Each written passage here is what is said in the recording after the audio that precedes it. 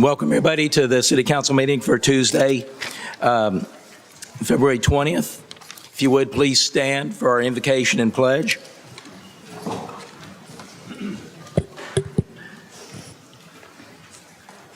If you would, bow your heads, please.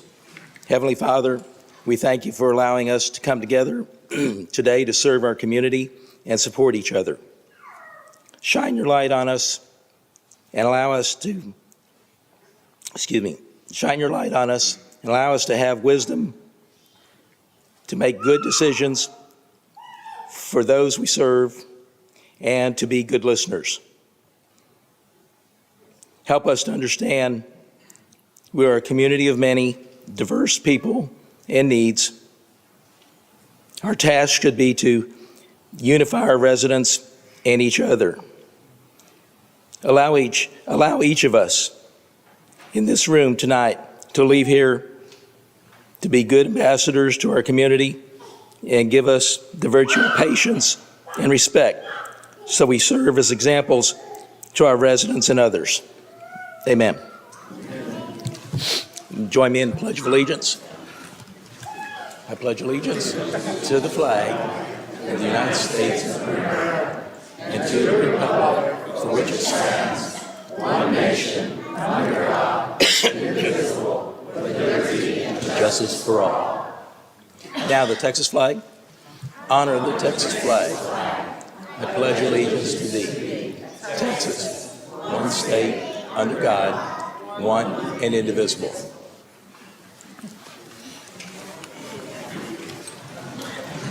This is you.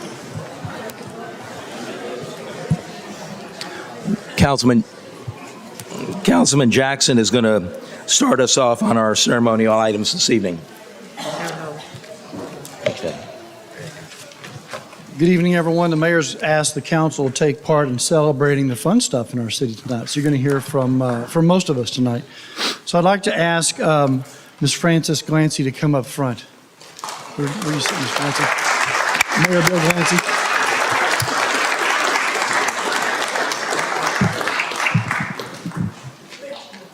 What? Okay, we'll bring them up here. I will. She would like her friends to join us as well. Well, I'm going to leave this alone. We'll just make room.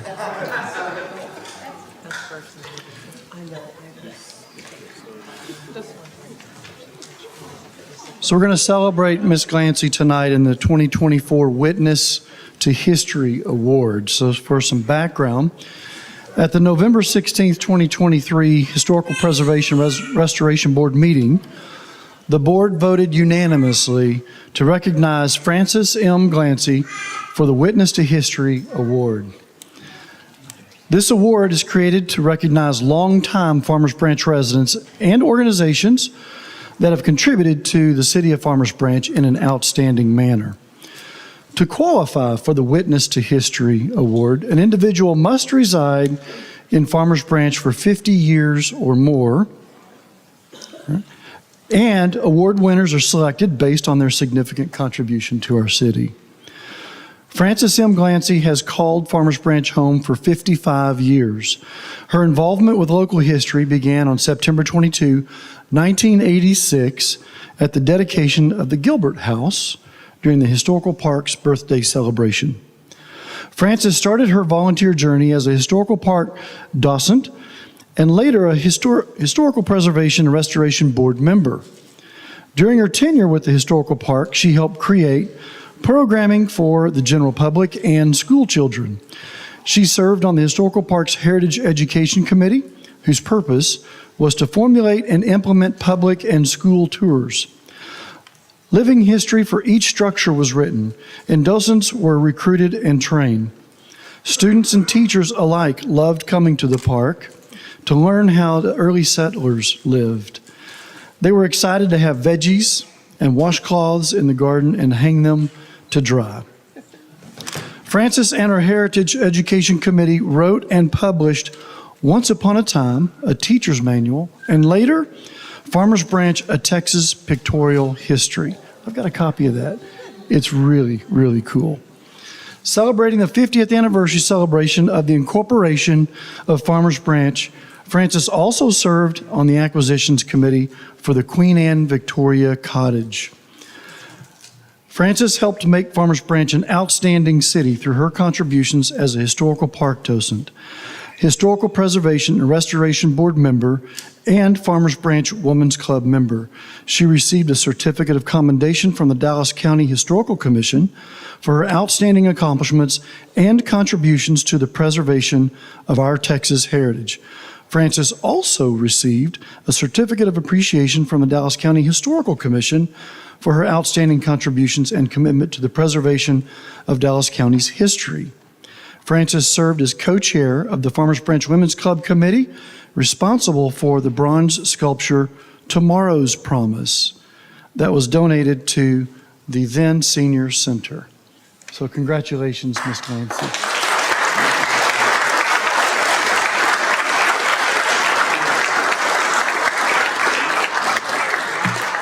So the award reads, Farmers Branch City Council and the Historical Preservation and Restoration Board recognize Frances M. Glancy as the 2024 recipient of the Farmers Branch Witness to History Award, February 2024. Wow.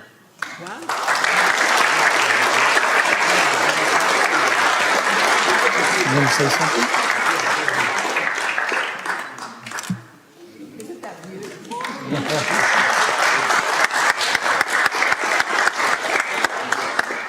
Sure. I want to thank you for this great honor tonight. My goodness. My years in the historical park was truly a joy to my life. Oops, I think we come on loud. But there's someone else, many people helped me in all of those things they mentioned. I expect there's probably been 100 people involved in that historical park or more to make it what it is today. But we have to appreciate and thank the city council and the staff of the city for providing the park for us. And there's one other person I'd like to include, Nancy Hardy. Where are you? Nancy Hardy and I would often find ourselves in so many unusual, fun projects. And I just want to tell you about a couple. There was a preschool PTA committee back years and years ago, and we met once a month, the superintendent of schools and all the principals of all the schools in the CFB would come to this meeting. And of course we heard about all the good things and the bad things and the things were needed at that meeting. So one of the things they talked about one night was funding for the gifted program. And Nancy and I thought that that would be a wonderful contribution. So we wrote letters. We had a letter writing campaign to Austin. We got the funding. So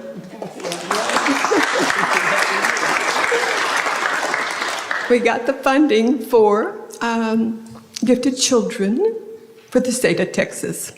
So that was a really wonderful thing. And that was around, I think, Nancy, around 1970, 79 or 80.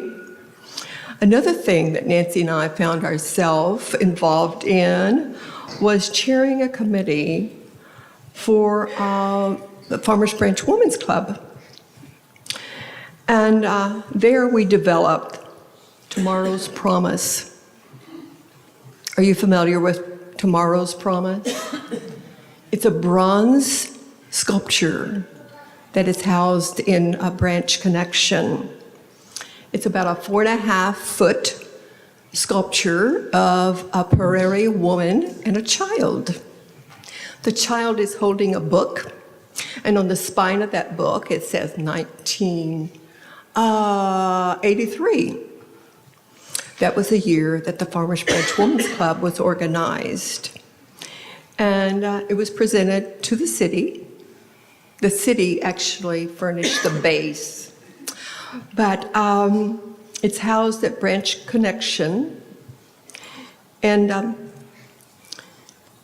when you look at that sculpture, they tell me that the oil from your hands is nice on the sculpture. So say hello to the woman and the child.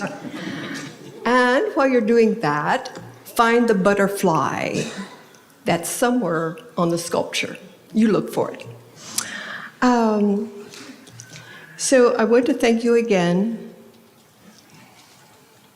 for the wonderful park, not only the park, but the wonderful city that we have where so many people, residents, can do volunteer work there. As our mayor, not this one, but maybe someday he'll have something that we'll talk to about. But Mayor Dave Blair would often call the historical park an educational institution. So if you haven't visited the park, if you don't know where it is, go down someday. And if you want a tour, we've got lots of tours, I'm sure. Because at the time I was involved in, we had about 30 plus docents that was trained to give tours. And I'm sure that we still have that, but I have been neglective about keeping up with what's going on in the park. But also, I brought a gift for the city. And I have a copy for the mayor and the council. I have a copy for the historical board. And I have a copy for there. That tells me who I have a copy for. Oh, thank you so much. Have a copy for staff, for Ben. Ben, I want you to use this now. And I've already given a copy to Jeff. Jeff, there's some suggestions I'll tell you about how to use that. It's a song, and it's called Hardy Settlers, Tried and True, written by Glenna Grimmer. And many of you know Glenna. She was the first lady that we celebrated her life on Saturday. She was 99. We will miss Glenna. But she wrote this song, and it's in the tune of Oh My Darling Clementine. Fun words about the people, the settlers in Farmers Branch. And so we're hoping that we will find someone in each of these areas that can pick up on this song and it can be enjoyed in the future. Sorry I've taken so long.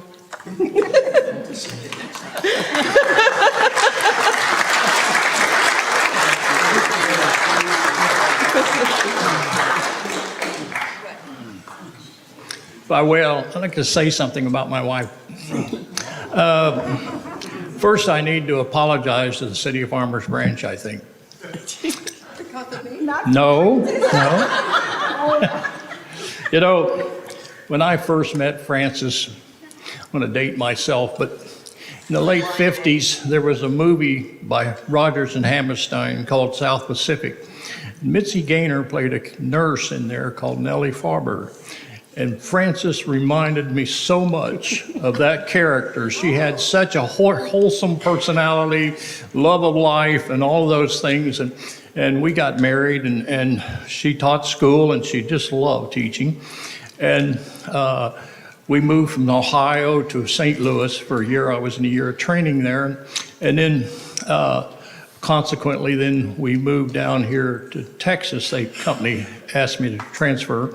We came in here on a Thursday night of a 4th of July weekend, and Frances interviewed in different schools around here, and she taught in the Parkway system in St. Louis, which was one of the finest school systems in the United States, and so her credentials were tremendous, and of course, every one of them stuck. She went to Highland Park and Richardson and Carrollton Farmers Branch, and every one of them stuck a contract in front of her.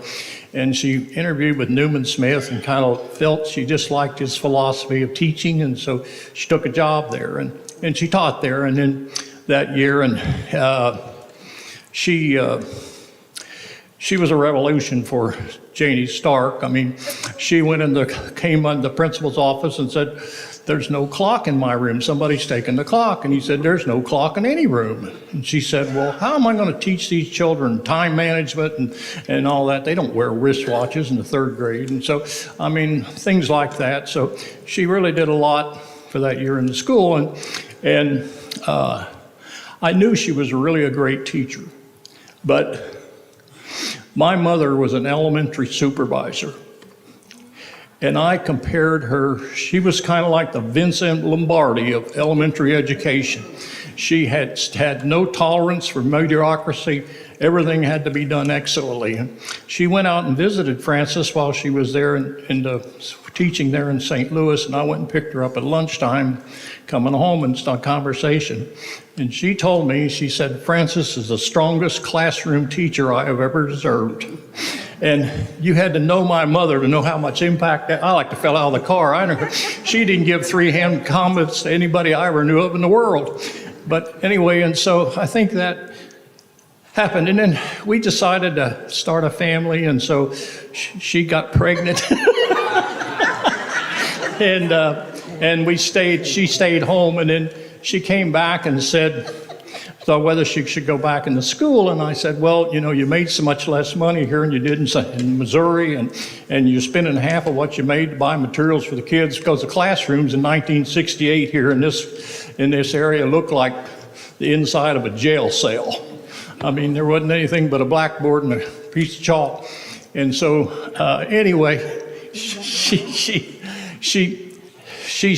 came to me about teaching, and I said, well, not Jamaican and all that. I said, whatever you want to do is fine, but I said, probably not going to make that much difference financially time we get a daycare center for Bart.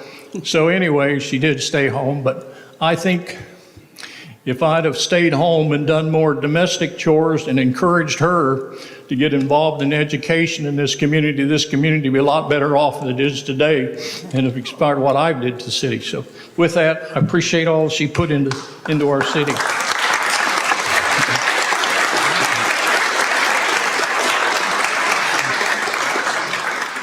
I want to say just one more thing. Our son, Bart, is here.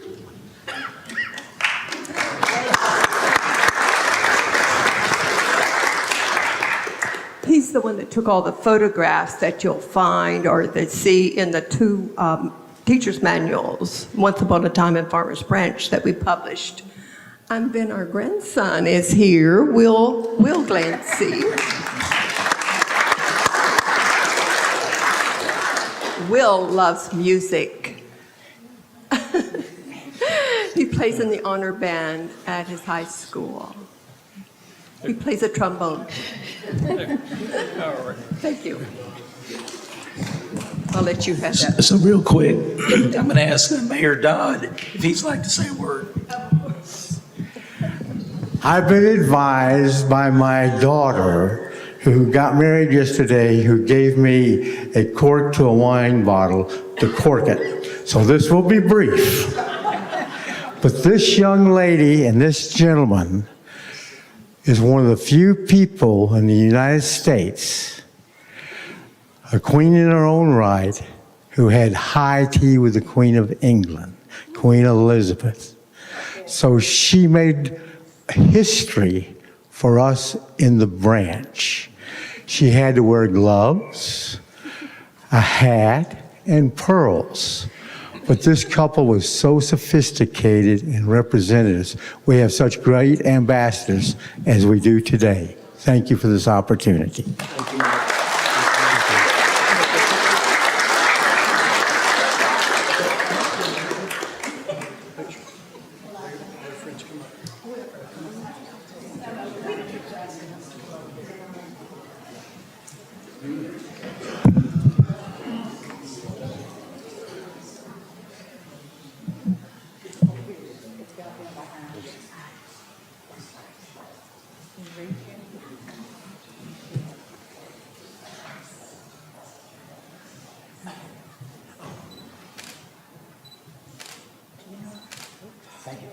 Got it.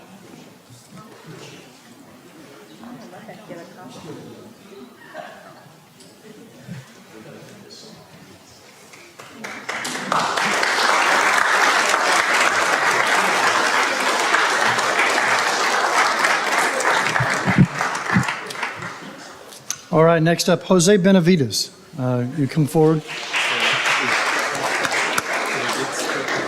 Is he here? You have family you want to join you? So this is a presentation of a 5-year service award to Jose Benavides of our Parks and Recreation Department. In 2019, Jose joined the Parks and Rec Department as a maintenance worker, displaying a commitment to learning and excelling. Initially assigned to the mowing crew, he quickly mastered mowing operations, including trimming, edging, and irrigation system inspection and repair. Jose's extensive equipment knowledge led to his promotion to Equipment Operator 1. In this role, he operated heavy machinery efficiently, prioritizing safety. He also shared his expertise by teaching others equipment operation techniques. His dedication and eagerness to learn made him a valuable team member.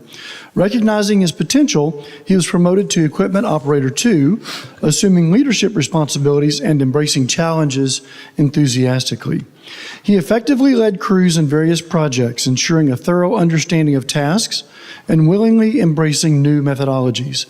Advancing further, Jose became a crew leader, guiding, instructing, and motivating peers to excel. His dedication and strong work ethic set high standards, inspiring others to strive for greatness and making him invaluable to our Parks and Recreation Department. Additionally, Jose has made significant contributions to various projects, including the dog park construction, volleyball court construction, Orngood Turf, and Hoya construction. Outside of work, he cherishes quality time with his spouse, Becca, and their 2 sons, Joshua and Jaden. He enjoys outdoor activities. Of course, you're in Parks and Rec, right? And cooking, and takes great pleasure in coaching his son's Little League baseball team. Congratulations, Jose.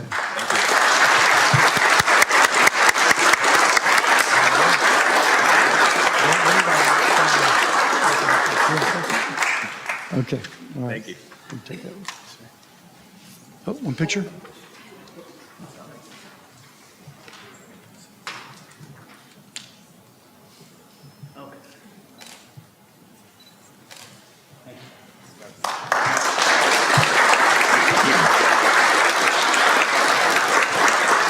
Sneaky that way. Yeah, I'm short. I know.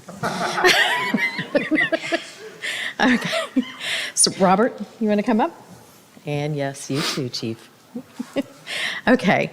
So, this presentation is the Employee of the Month Award to Robert Gunn of the Police Department for the month of January 2024. The City of Farmers Branch has a strong culture that nurtures respect, where everyone's opinion and acknowledge their perspective. We strive for excellence and constantly look for ways to do our very best. We believe in accountability, we care and trust. These are the city's core values. This is our culture, react. The leadership of the City of Farmers Branch appreciates the effort, dedication, and time our employees put into their jobs. The city has a program that recognizes employees for depicting these values. We appreciate and recognize our employees' hard work and efforts. Tonight, we recognize Robert Gunn, a detention officer for the Police Department, as the Employee of the Month for January. Robert Gunn has established himself as an invaluable asset since joining the city in 2007, demonstrating unwavering commitment to our organizational values. He consistently upholds a culture of excellence and accountability in his daily responsibilities, particularly in meeting the needs in the jail. Robert earns widespread respect from his colleagues and supervisors alike, a testament to his professionalism and dedication. Notably, his embodiment of care and trust extends beyond the workplace, as exemplified by his compassionate act of providing clothing to an individual in need. Robert's unwavering commitment to assisting others underscores his dedication to fostering positive relationships between the city and our community.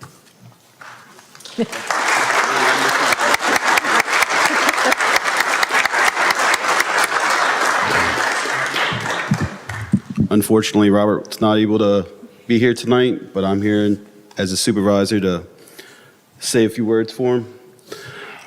Robert Gunn is a detention officer with 17 years of service to the city. He has greatly contributed to the training of new recruits, managing food and equipment supplies, fulfilling various additional responsibilities within the jail. His daily presence at the Farmers Branch Police Department is marked by his commitment and professionalism, integrity, honor, and excellence. Serving in the jail is often an unrecognized role, one that exposes staff to individuals facing most challenging moments following an arrest. It is with immense satisfaction that I reflect on his well-deserved recognition. Thank you.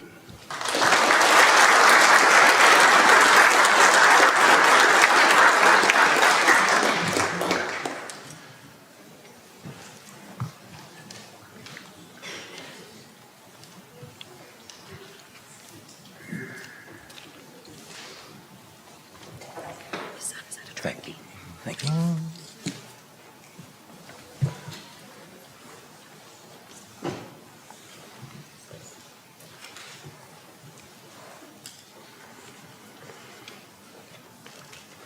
Well, let's see, who do we have coming up for presentation of the DFW Directors Association 2024 Arts and Entertainment Award for the Mad Hatter Tea? Do we have folks from the city coming up?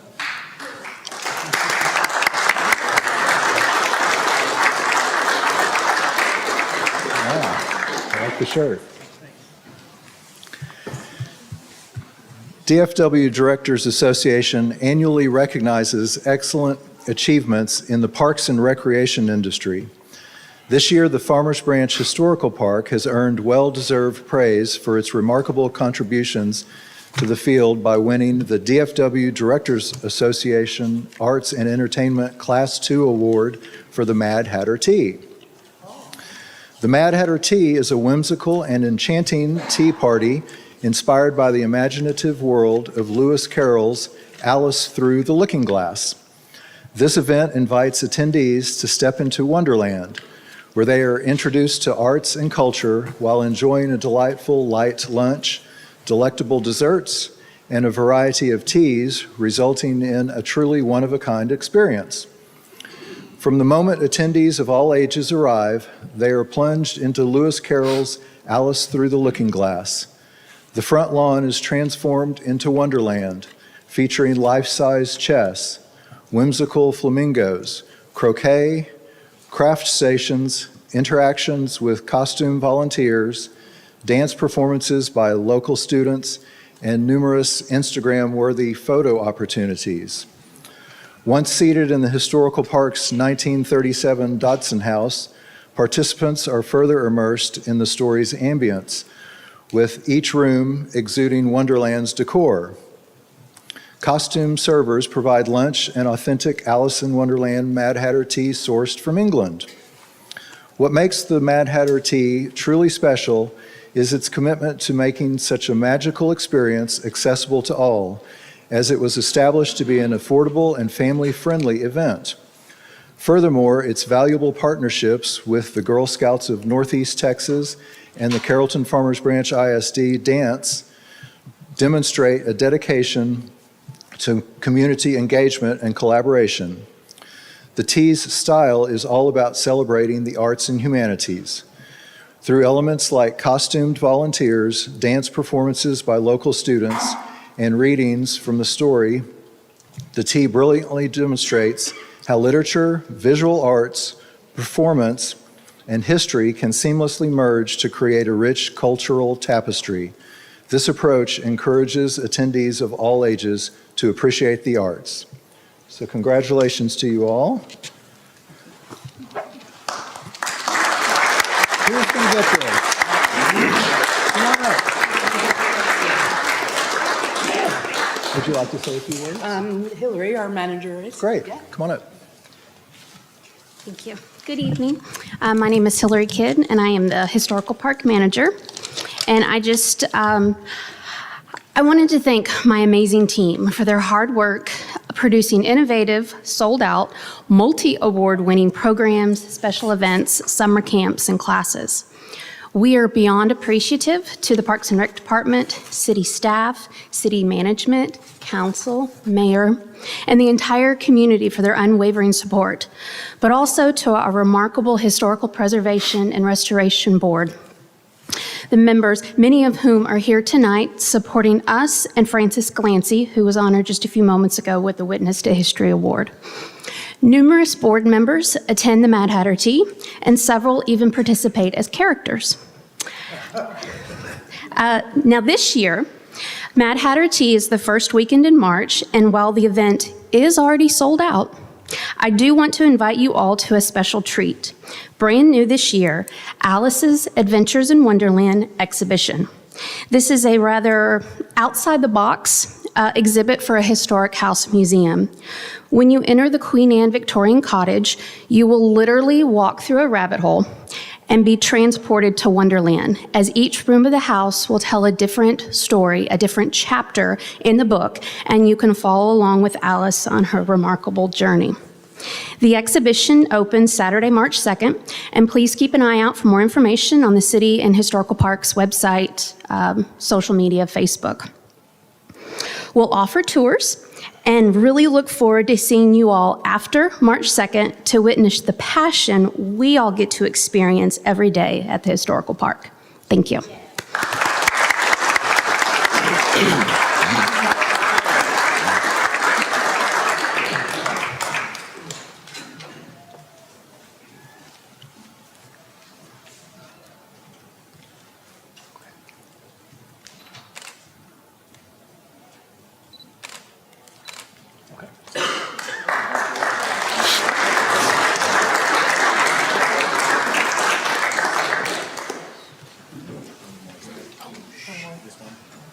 All right, we continue celebrating our fantastic residents and volunteers.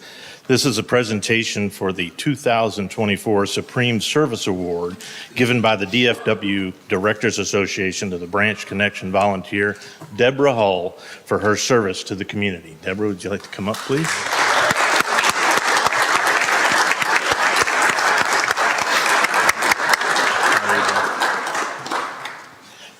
She asked me to be gentle earlier, so.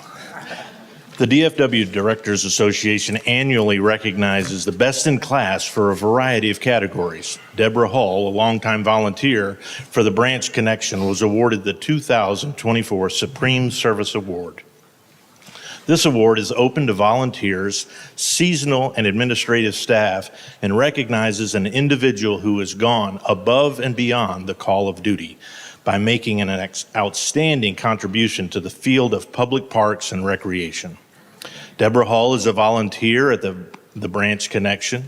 She has been a dedicated volunteer at the Branch Connection since 2012. She has served on the Senior Advisory Board for 6.5 years as a Senior Advisory Board Chair, and the community greatly appreciates her leadership, willingness, and contributions.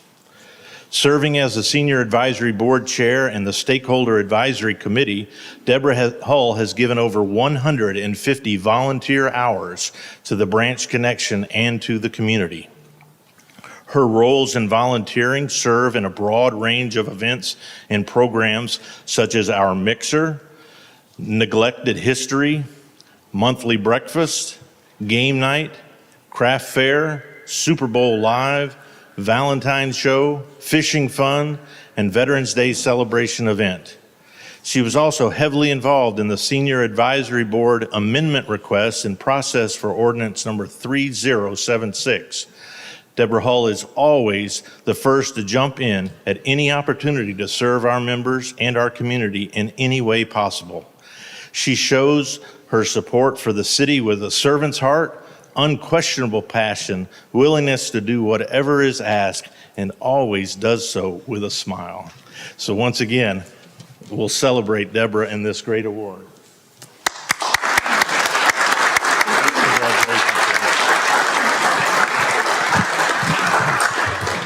Wow, that was all about me. Oh my gosh, I feel so humbled.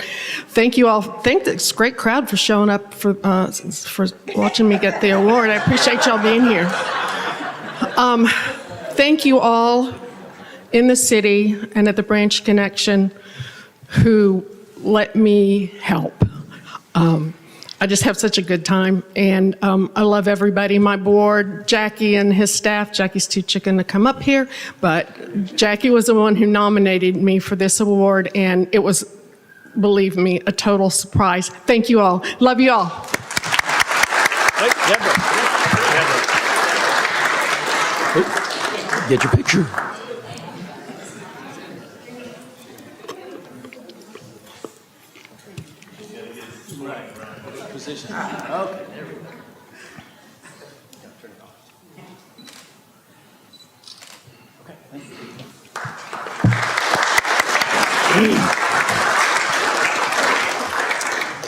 So we just jumped right in this evening, pardon my voice, and totally skipped item E1, which is presentation of the Economic Development Department video. So we're going to do that right now. Well, thank you. I know that's what everyone came to see, so I packed a chamber tonight.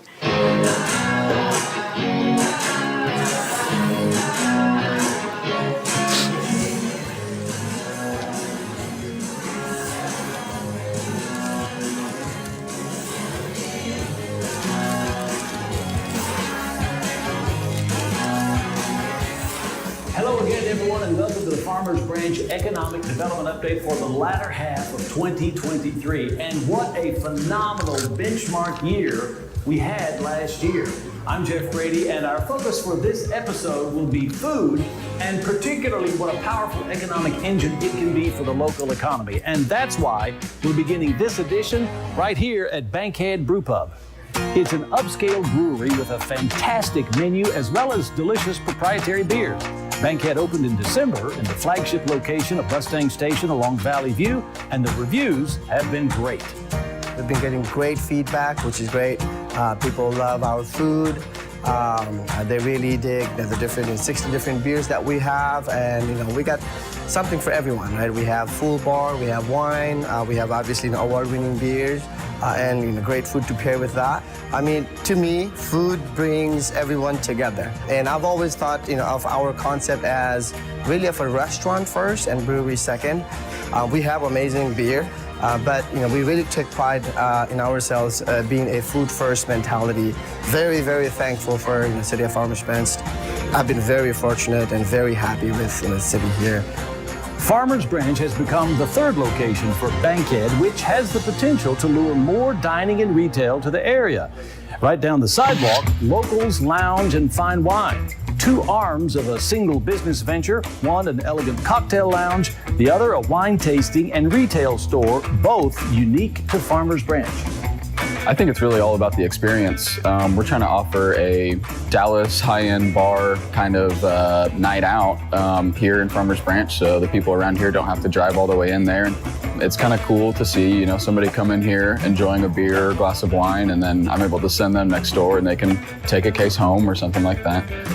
So that's been pretty cool. And then also the amount of events that we can do is just doubled, because now I can do certain things and on the other side they can do different things as well. And then we got a lot of very big fans already. It's very different from just what Farmers Branch has already had. So showing these people something new, and they're really appreciative of it.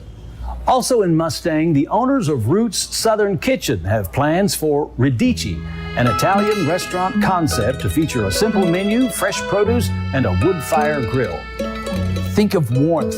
Think of that wood-burning grill right in the corner of our restaurant. The heat coming from it, the grilled fish, the grilled vegetables, flatbreads, homemade pastas, the warmth when you walk in, the smell, a true Italian welcome. That's how we would describe it. Radici means roots in Italian. The idea really harkens back. I grew up with the Italian mom, so how we have celebration of Tiffany's upbringing with the Southern cooking, and now a celebration of more of the memories around the table with the Italian cooking.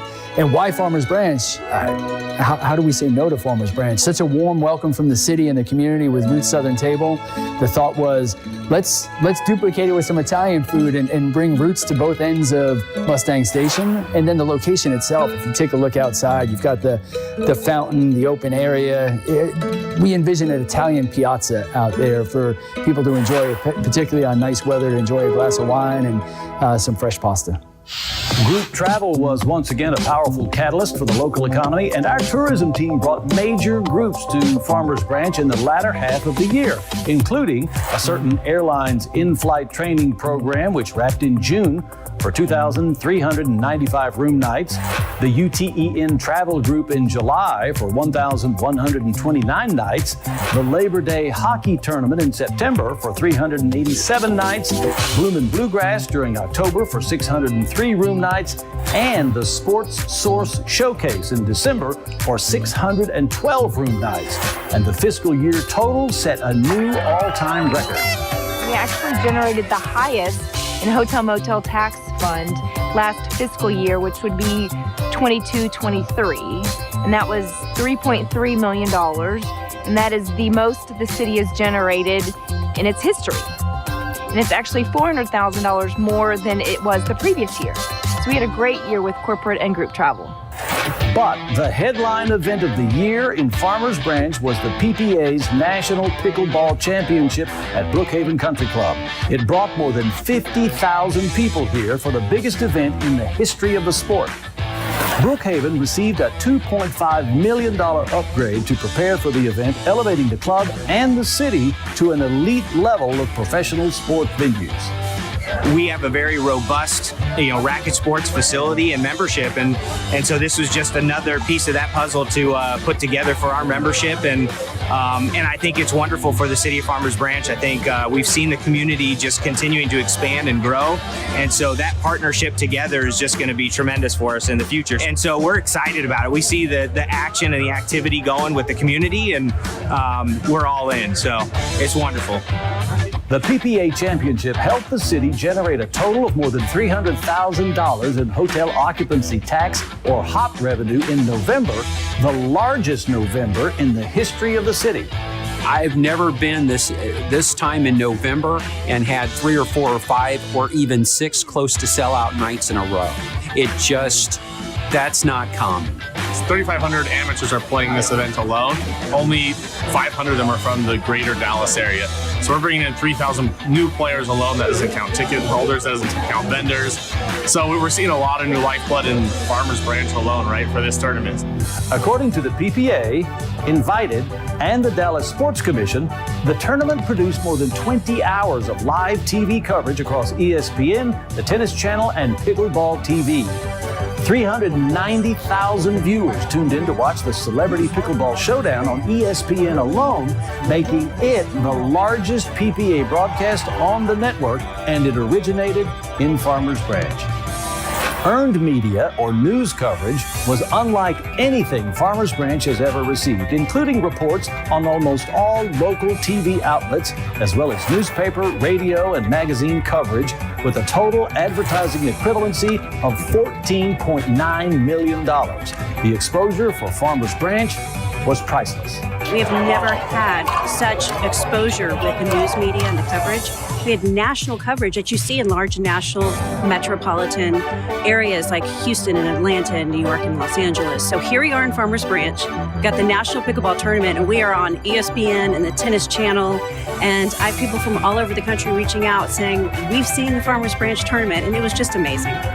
This event was so successful that Brookhaven and Invited has already committed to bringing it back next year, right here in Farmers Branch. We hope this becomes a staple that people every year know they come to Farmers Branch, come to Dallas, Texas, enjoy the best of pickleball in one spot. Another focal point on the local restaurant scene, the Boardwalk. It's a bustling restaurant development in Mercer Crossing, an upscale Farmers Branch community near 635. The Boardwalk's already attracted several new restaurant brands, including Barrel and Bones, Dobro's, and Black Agave Cocina and Cantina.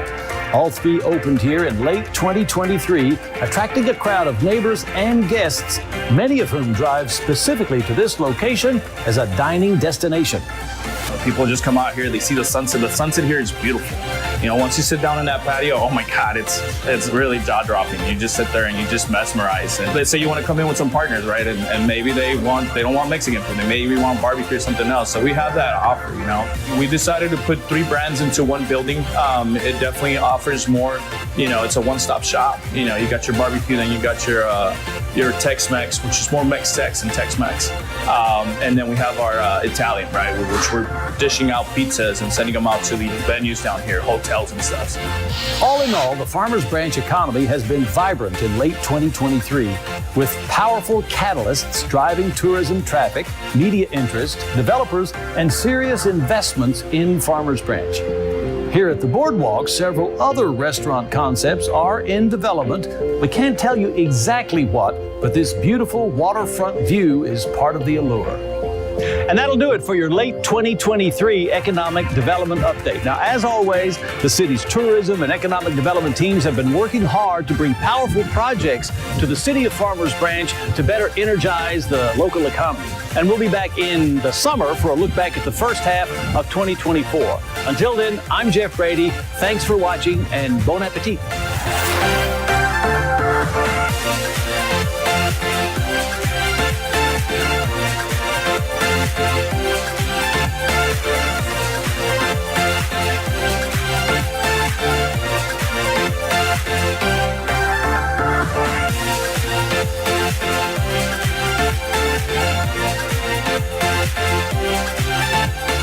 We'll be back next time, and bon appetit. Nah, I didn't like that.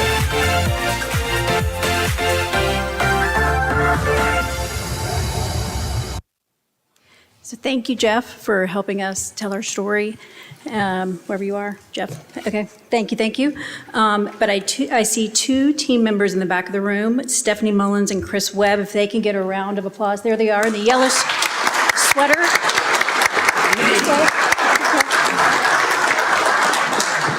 Because it takes all of us to pull this off, the tourism department and the economic development team, and all of the other city departments. So thank you. Thank you. So I just wanted to take a quick moment to recognize some folks that are with us this evening. Former Mayor Bill Glancy. That's you. The former Mayor John Dodd. And then former Councilwoman Nancy Hardy. And former Councilman Harold Fraley. And I promise I'm not contagious, it's just allergies related, seasonal allergy. So, items of community interest. Okay, thank you, Mayor, for this council meeting of February 20th, 2023. Are your kids registered for the Holiday Craze? If not, sign up now. It's a popular recreational day camp program run by our Parks and Rec Department. It's open to children 6 to 12 during certain school holidays, including spring break. It includes on-site activities, entertainment, field trips, and much more. Call 972-247-4607 for additional information or register at fbyouthcamps.com. The main stage is booked, but we're still welcoming vendors for Gateway to the Globe, our city's first ever multicultural celebration on Saturday, March 23rd from 11 a.m. to 6 p.m. at the Historical Park. And by the way, the hours were extended from 5 p.m. to 6 p.m. due to overwhelming interest. It's being designed to promote the traditions and cultures of residents of Farmers Branch and North Texas. Learn more at fbspecialevents.com. Farmers Branch voters will have 3 municipal propositions to consider on the May ballot, all of which would be funded by municipal bonds. If all are approved, there would be no change in the city's current tax rate. There are town halls scheduled to explain the proposals on March 12th and April 9th. Find more details on the homepage at farmersbranchtx.gov. Early voting started today at Mansky Library for the March election. There are many statewide and local races underway, as well as statewide propositions. The Farmers Branch bond propositions, however, will be on the May ballot, not the March ballot. As most residents know, the Branch Connection is temporarily closed for renovation. However, many of the facility's various clubs, classes, and programs are continuing at alternate locations. And the staff is also working hard to bring back the popular senior breakfasts. Keep up to date on the latest classes and events with the TBC newsletter. It's online, again, at farmersbranchtx.gov. Sign up now to be a volunteer at Fishin' Fun in April. It's an annual fishing tournament for kids at Rawhide Creek right here behind City Hall. It's free and open to residents and non-residents. There are trophies and prizes for the top 3 fish in each age category and family-friendly activities. We need plenty of adult volunteers, however. No angling experience required. You can learn more by calling 972-919-8740.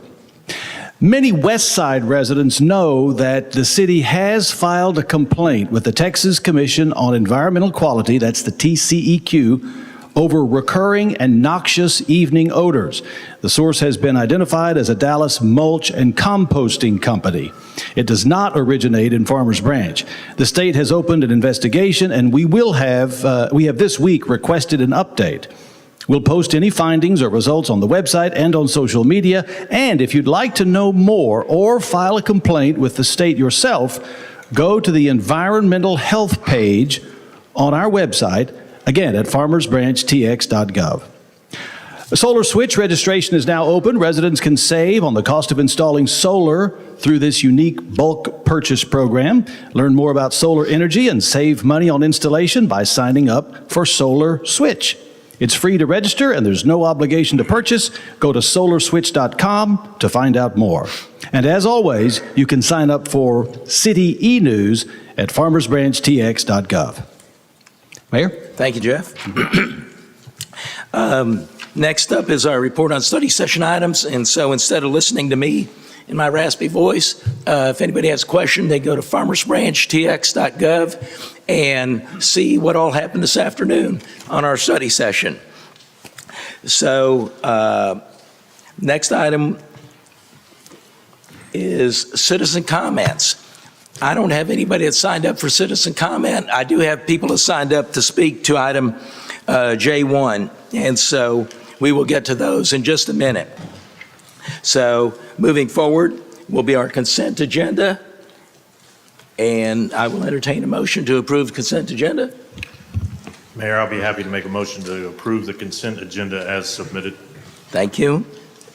I have some questions. Yes, sir. I have some questions about I-3.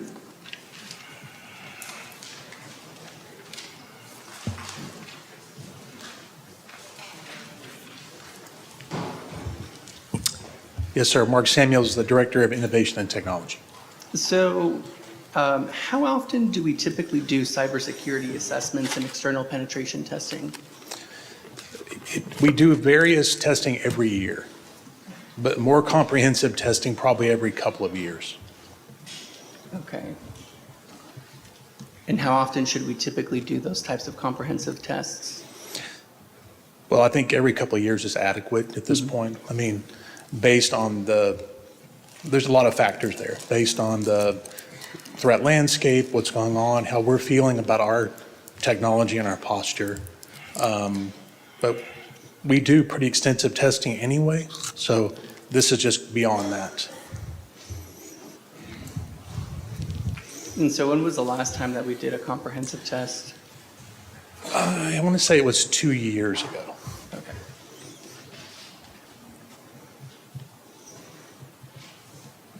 And so so when would the next test be scheduled? My understanding is it's going to be in the next fiscal budget. That is correct. So it's going to happen in 2025? We could do it as early as, November, December of this year. Okay. And when do we hear back from the grant? Scott's not here with me tonight. I don't know if Cheyenne is here, but I can't remember the deadline exactly on that item, but I want to say it's September. I think that's the timeline for approval. Okay.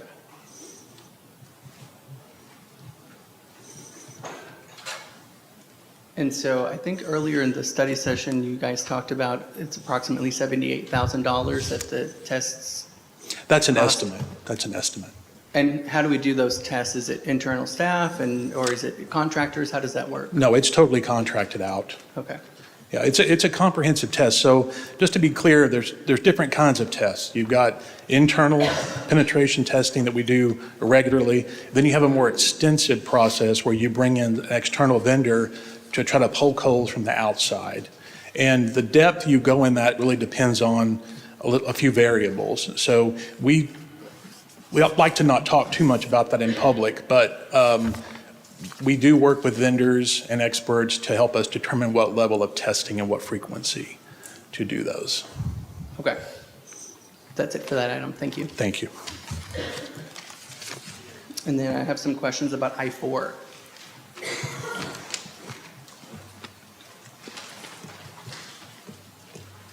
Ryan here. Ryan?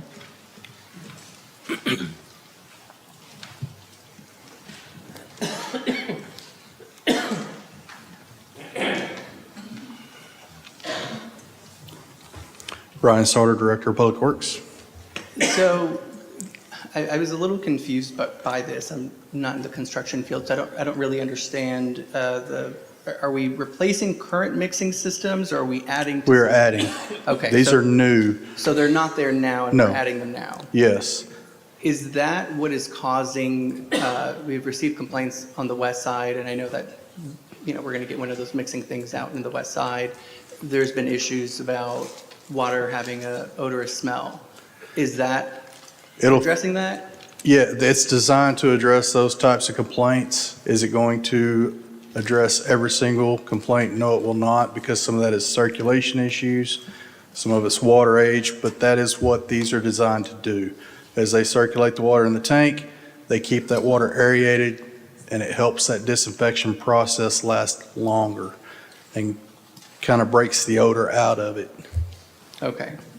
And so it sounds like we'll be potentially doing less flushing. That's the goal. It's helped in other parts of town. And then how often do those mixing systems have to be replaced? So far, we haven't replaced one of these yet. They've lasted 3 years so far. The last ones we purchased were exponentially more expensive, and I believe we got 5 out of it before it failed. Okay.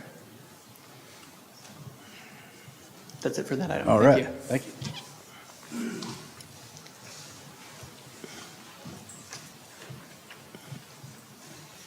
I don't have any other questions.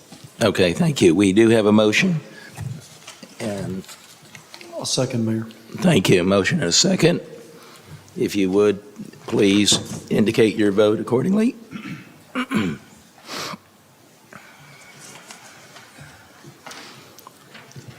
Consent agenda passes unanimously. Thank you very much. Okay. So just for everybody here, so you know, we have a lot of people that have signed up to speak to item J1. So with that, I'm going to put that on hold for just a moment. And we're going to go a little out of order. So J2 is what will be discussed next. Then we will do K1. Excuse me. Then we'll go to K1 and then come back to J1. So these items shouldn't take that long, but I want to get real business of these two items out of the way so we can have ample time to discuss J1.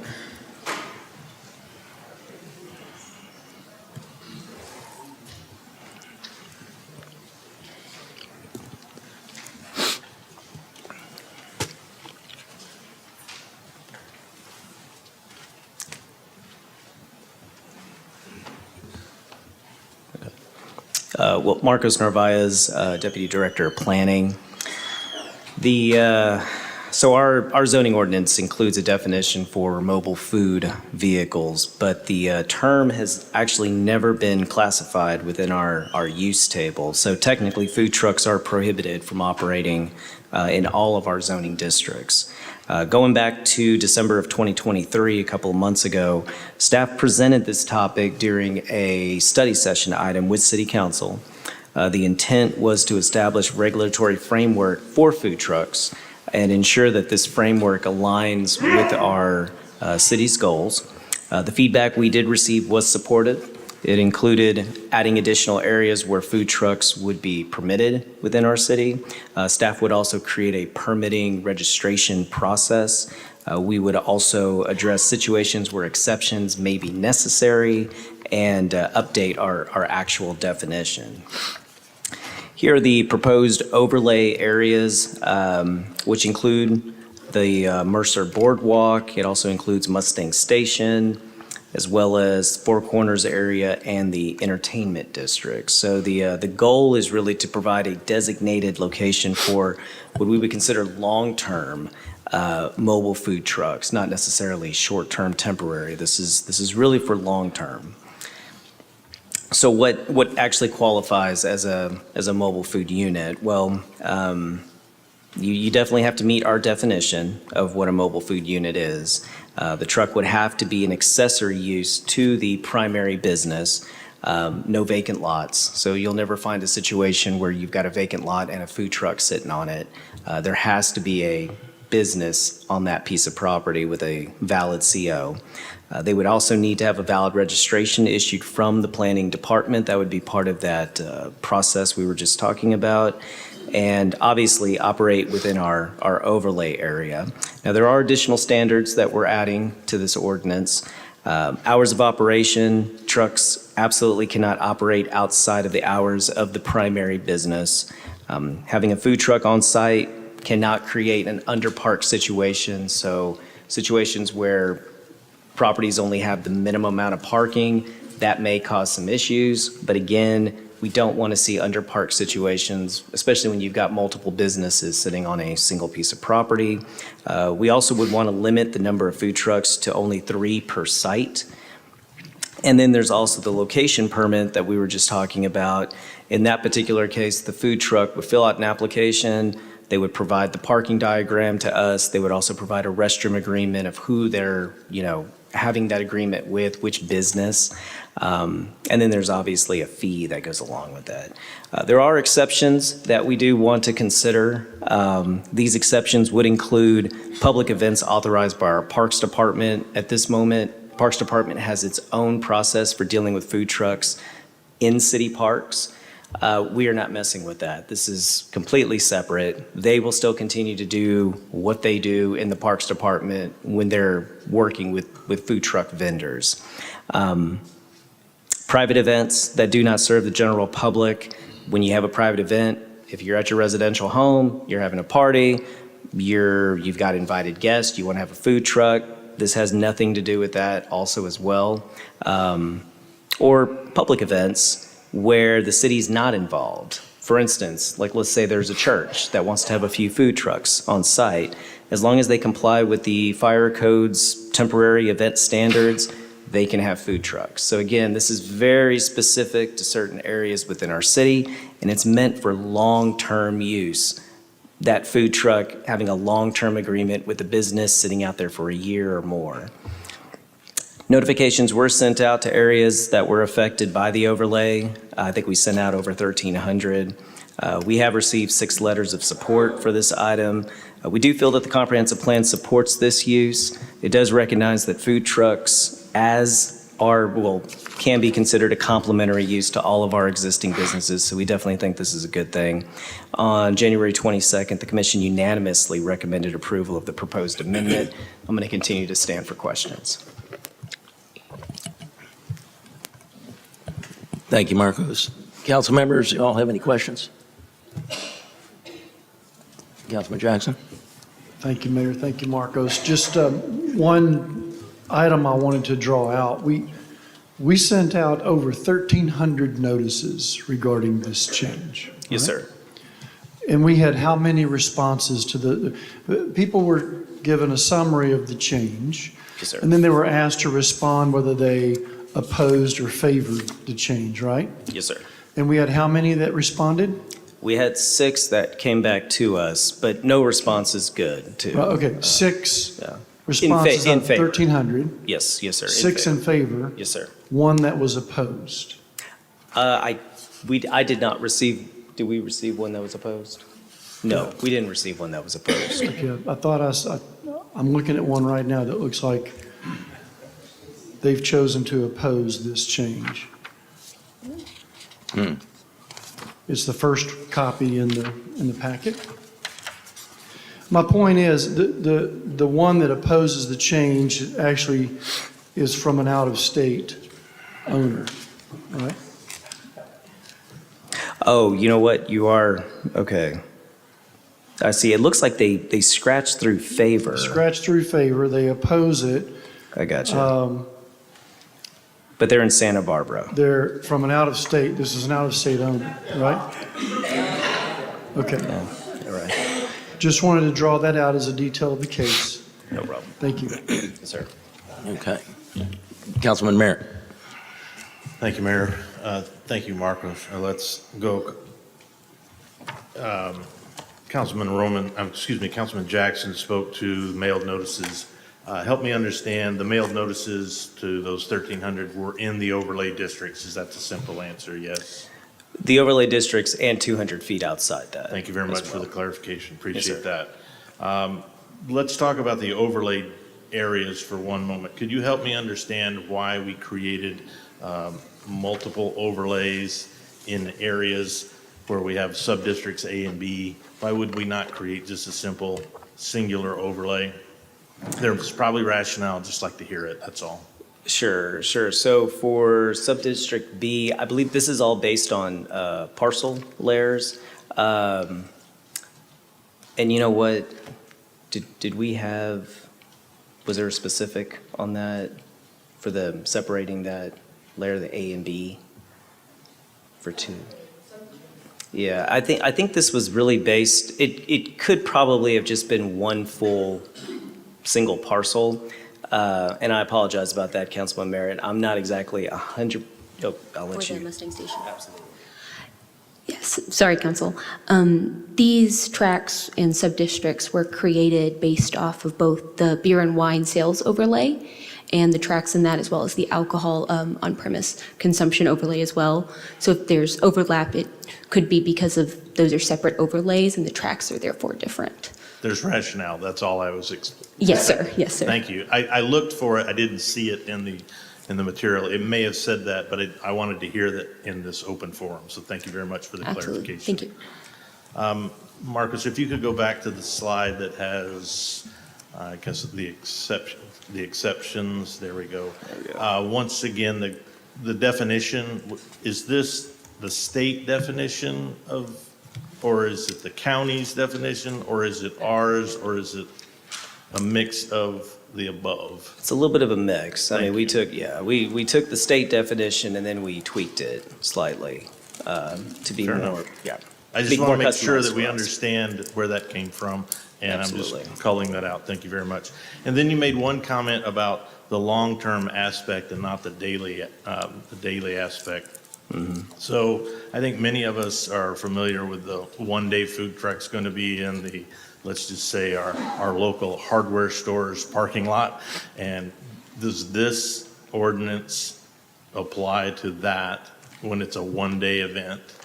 Will they have to register that? For a one-day, like a temporary event, no. Anything that's temporary, this is really specific for long-term events. Long-term, yeah, exactly. So if they're signing into an agreement, they're signing in for 6 months, a year, Very or good. plus. And it's important that we understand the Absolutely. nuances of that in Yes, that sir. use case. Mayor, thank you very much. Marcos and team, thank you very much for Thank your you. answers. No further questions. All righty. This is a public hearing. I don't have anybody signed up to speak to this item. So, council members, you all have any other questions? Seeing none. This item is marked for action, so I would entertain a motion.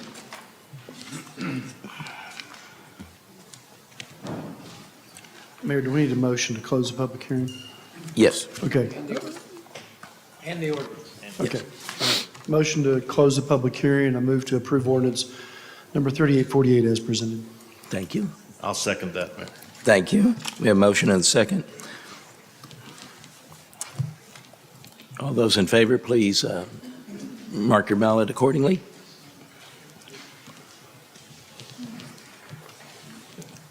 That was fast. Okay. Motion passes unanimously. Thank you very much.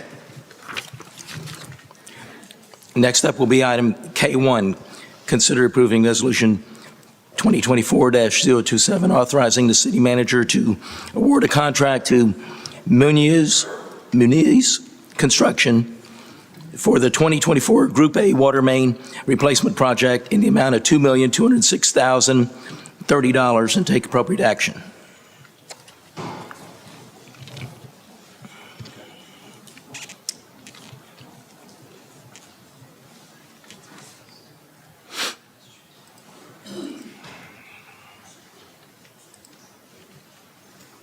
All right.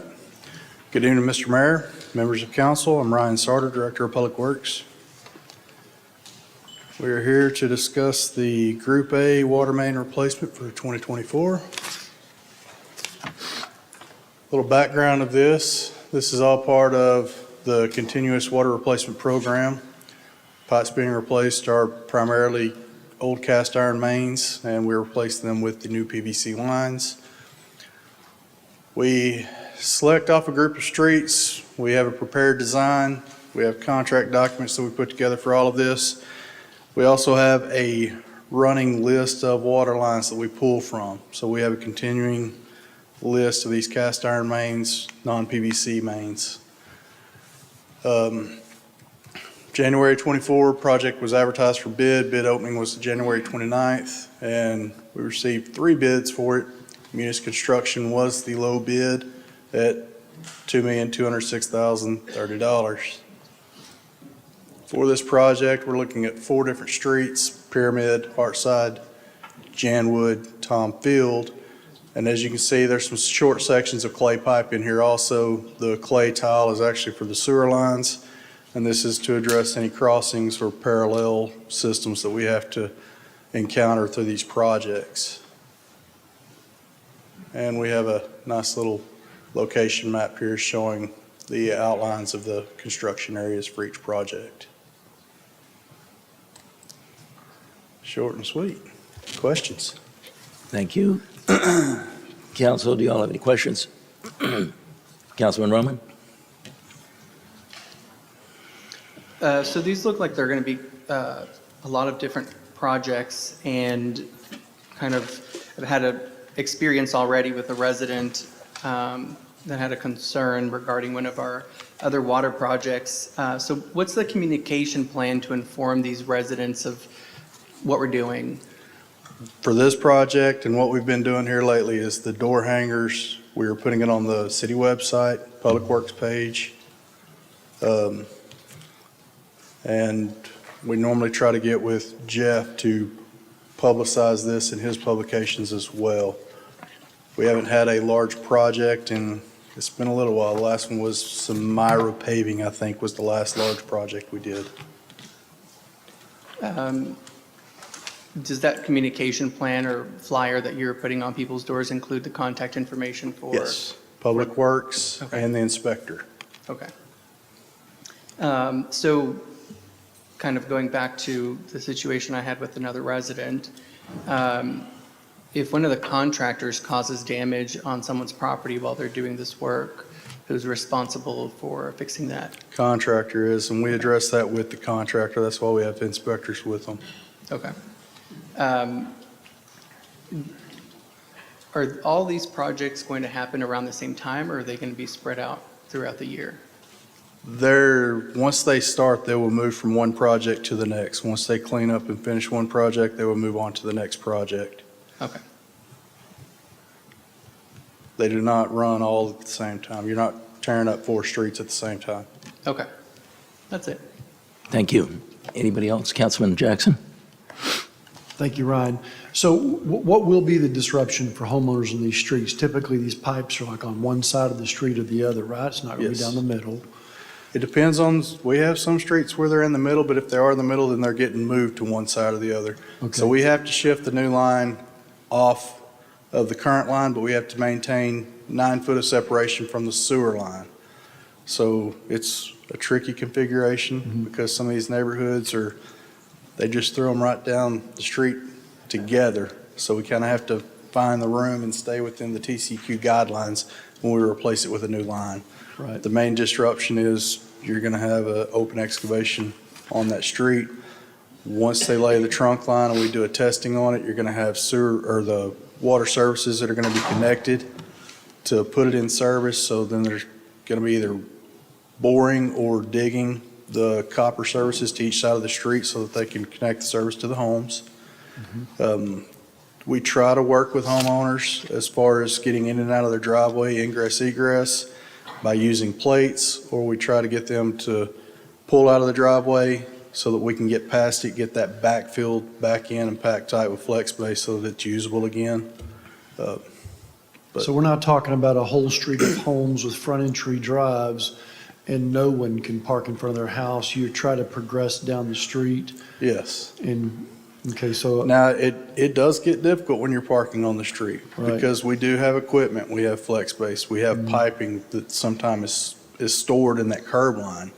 But we make the residents aware of what's coming. Okay. And we do our very best to work with them to that aspect. We Right. know it's an inconvenience.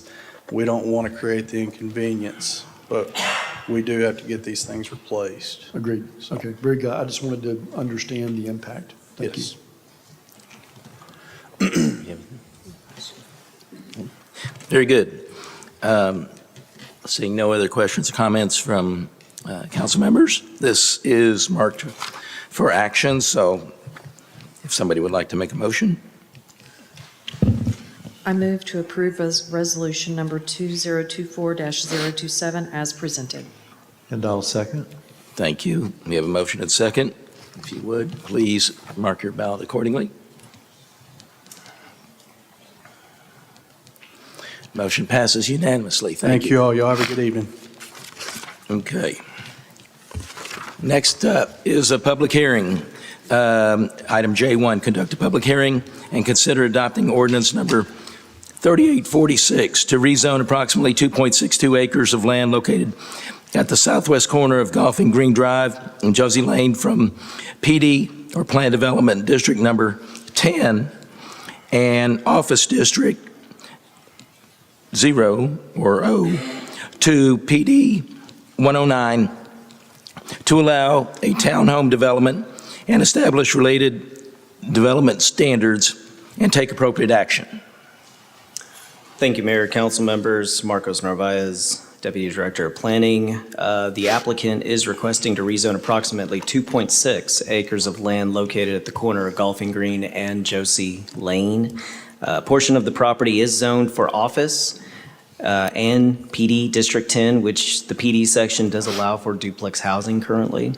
There is an existing office building on the property, as well as 3 duplexes within this proposed area. In addition, the city does own about an acre near the corner, which would ultimately be transferred to the applicant if this property is successfully rezoned. This property or this proposal includes 6 3-story buildings, all containing or overall containing 41 units. Each unit contains an enclosed garage. The site will contain visitor parking, private park, and enhanced streetscaping improvements as well. Diving a bit more into the site improvements, access to the property will only be along Golfing Green Drive, but there is emergency access located along Josie Lane. Access to the existing alleyway that serves the existing duplexes is going to remain. The applicant will establish an access easement that will ultimately run through this site to allow access to that alleyway, as you can see on the blue designation that we have on the slide. Overall, we are looking at a total of 111 parking spaces, counting the garages and the surface parking combined. The applicant is proposing 44 new trees throughout the site. The private park will be approximately 6,500 square feet in size. Sidewalks running along Josie and Golfing Green will widen out to 8 feet wide. Here are some of the proposed elevations and renders of the site. It is going to keep a traditional design, and that's really to maintain the compatibility with the surrounding residential area. Each unit does contain a mixture of brick and batten board siding. There are balconies that will project out and be recessed in as well. Referencing the 2045 plan, which we always do, our future land use plan does designate this area for mixed use as well as moderate density. This essentially means that densities can range between 12 dwelling units per acre up to 50 dwelling units per acre. The applicant is only proposing 15 dwelling units per acre. I guess I should really add that our plan does identify key areas within our city for redevelopment known as catalyst sites. This subject area does fall within the Four Corners catalyst site. Our plan does envision Four Corners as a neighborhood center with diverse housing options, improved streetscapes, open space. So based on the proposal, the development is consistent with our 2045 plan. I do want to state that the city has received 2 letters of support for this request. On January 22nd, the Planning and Zoning Commission did unanimously recommend approval of this request as well. I will continue to stand for questions. I believe the applicant is here also to answer questions as well.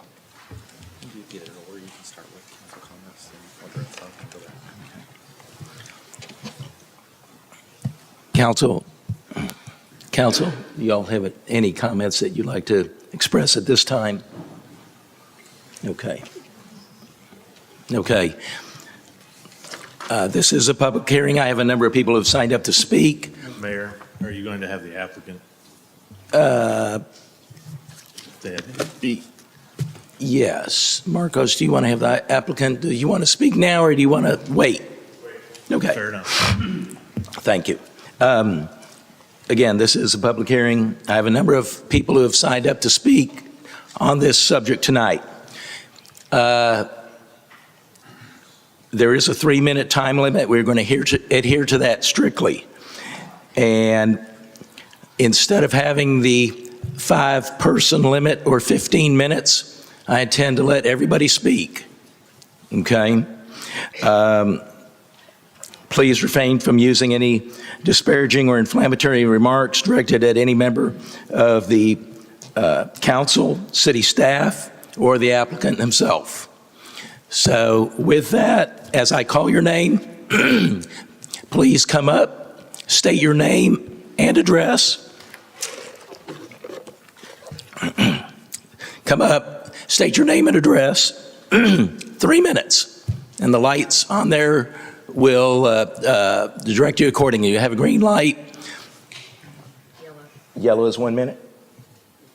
Green, yellow, and Yeah, when it hits red, you got to stop. So, all right. First up is John Pitts.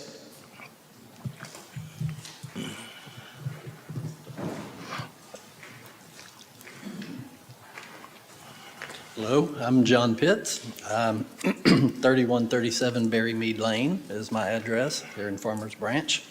I've been working with Thomas Cusick Custom Homes for 5 years now, and during that time, one of my tasks was to maintain, make ready the units that we're talking about tearing down, the duplexes, the 6 units.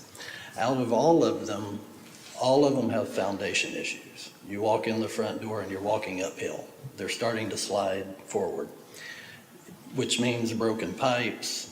Any electrical work that we ever have done, the electricians require us to change out the panels because they're so outdated. They don't want to be responsible for any electrical issues in the units. Also in the units, in the attics where you have your pull downs, there's no dividing wall between the units. So we've had tenants ask me to put latches on their pull downs because conceivably the person next door could go in the attic, go down their pull down. You know, it's just, that's the way they were built way back when. So there's many issues there. We've had frozen pipes that burst under the foundation. We've worked at fixing that. Luckily the units are empty, that we've had the under slab issues, so it hasn't been repaired. But most all the units are really not inhabitable. There's 2 that have tenants in them, but other than that, they're just empty units that are not inhabitable. That's my input. Thank you. Thank you. Next up is Becky Fisher.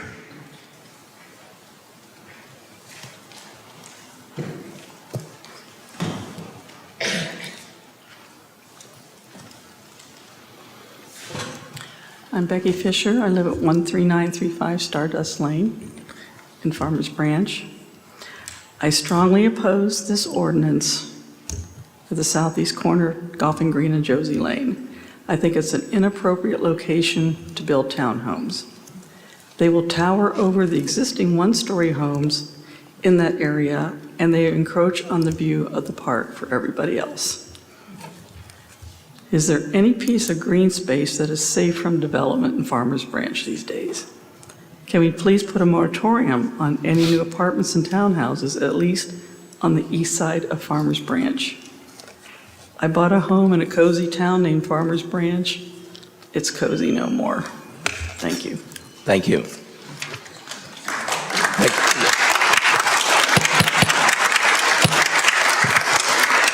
Folks, we got a lot to get through, so please hold your comments.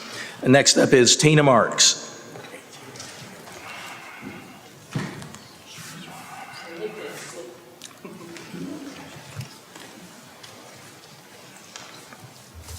I'm Tina Marks. I live at 14495 Valley High Circle here in Farmers Branch. I've been here 12 years. And when I first heard about this project, I was excited about it because where I live now, the home was built in the 1960s, and it's constant renovation and repair. I'm looking for something newer without going overboard and having $1 million home. And I'd like the idea of living where there are neighbors close, and I don't feel so isolated and alone. I had somebody try to break into my house with me there. So I'm in favor of this. I think Farmers Branch needs something like this, and it would be an asset, beneficial to a lot of residents that would still like to stay here in this cozy community. Thank you. Thank you.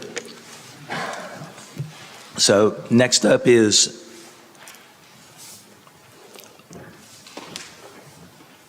I think it's Craig Novosad.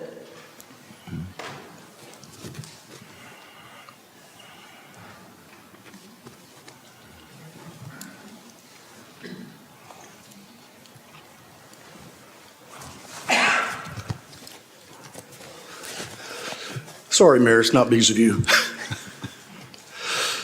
Okay, my name is Craig Novosad. I live at 13541 Rawhide Parkway. I am the resident and I own the property. Okay, I oppose the zoning change. I oppose the 3-story townhomes. And let me tell you a few reasons. There's going to be an increase in traffic. My sister lives at the house on the corner of Rawhide Parkway and Tom Field. And already we've noticed that we need a police officer acting as a traffic cop during peak hours due to the popularity of the Joya Playground. Golfing Green Drive between Josie Lane and Tomfield Road will need to become a 4-lane street, devoted, 2 lanes of traffic for each direction. Tomfield Road between Valley View Lane and Richland Avenue will need to become a 4-lane street, again, 2 lanes devoted to each direction. We already have people speeding down Golfing Green Drive and Rawhide Parkway using those streets to cut through and access I-35. And softball season hasn't even started yet. Okay, the 2 schools close by will potentially have an increase in attendance, possibly requiring maybe portable buildings, more teachers, but those 2 schools are both ranked 4 out of 10 and placed in the bottom 50% of Texas schools based on overall test scores. So increasing the number of students at those schools, I don't think that's the way we want to go. Okay, per the Four Corners study report on the Farmers Branch website, okay, it's in a section titled Market Growth Opportunities. It says the tier of duplex lots fronting Golfing Green Drive present a potential opportunity for residential redevelopment. Redevelopment of this duplex district is higher quality, owner-occupied townhouses would create more housing units with higher income households. Well, you know, I was really ashamed to read that because that implies that Farmers Branch only wants or does not want low-income families. Our nation, the backbone of our nation is low-income families and our state and our city. Okay, so, you know, I would say if I've heard that people want to make Farmers Branch like Highland Park, I would say those that want to make Farmers Branch like Highland Park, buy property in Highland Park and move there. You'll be a lot happier, and so will Farmers Branch.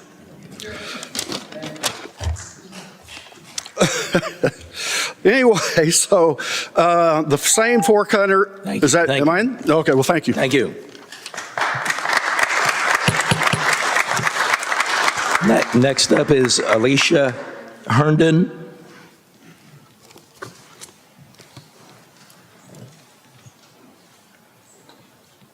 Did I say that right? Okay. Good evening. My name is Alicia Herndon, and I live at 13517 Rawhide Parkway. I've lived in Farmers Branch for 5 years, and my husband was born and raised here. Our home is directly located across from the proposed development across Rawhide Creek, and we will be essentially looking at the entryway and the long row of townhomes from our front porch when these are built. While I'm all for city growth and development, I do not believe that the council should vote to approve the development, and here are just a few reasons why, since I have a limited time. Number one, as a direct neighbor, we were never notified of the planned development from the developer himself or from the city.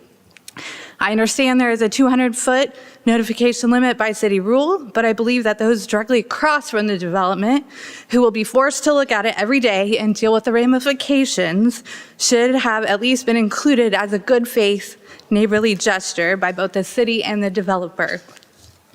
Number two, the developer and the Planning and Zoning Commission meeting notes state that the development will be traditional design to match the surrounding neighborhood.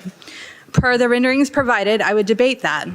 The homes will be devoid of any architectural features that make it traditional, such as columns, porches, or trim.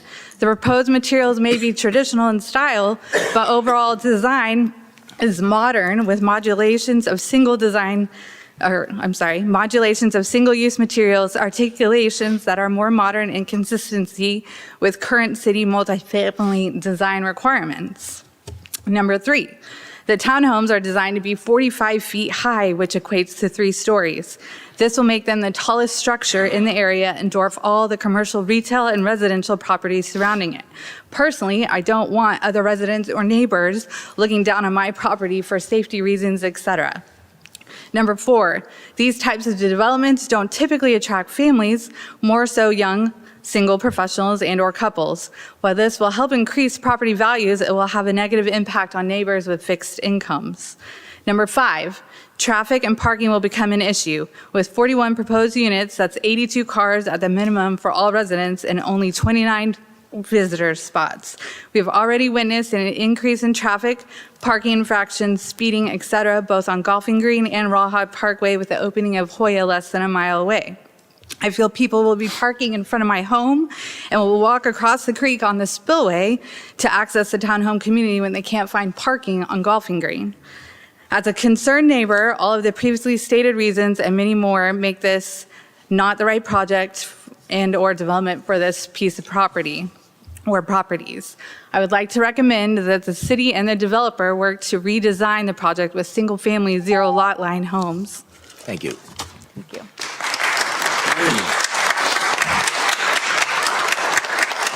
And next up is Terry Anderson.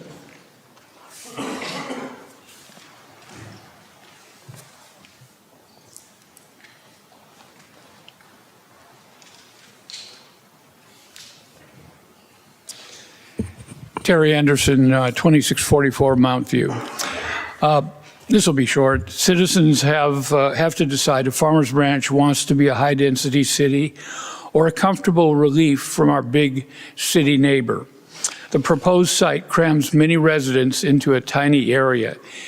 It is good that the units will be owned by residents, but it is probable that many or most will eventually become rental property without the benefit of on-site management. Farmers Branch has recently allowed development of new high-density housing. As a community, we have accomplished that need. One other thought, the name Farmers Branch paints a picture of a sparsely populated land. We're no longer a farming community, but would it not be good to remain as close as possible to our historic roots? Thank you. Thank you. Chip, is there Chip? What's your last name?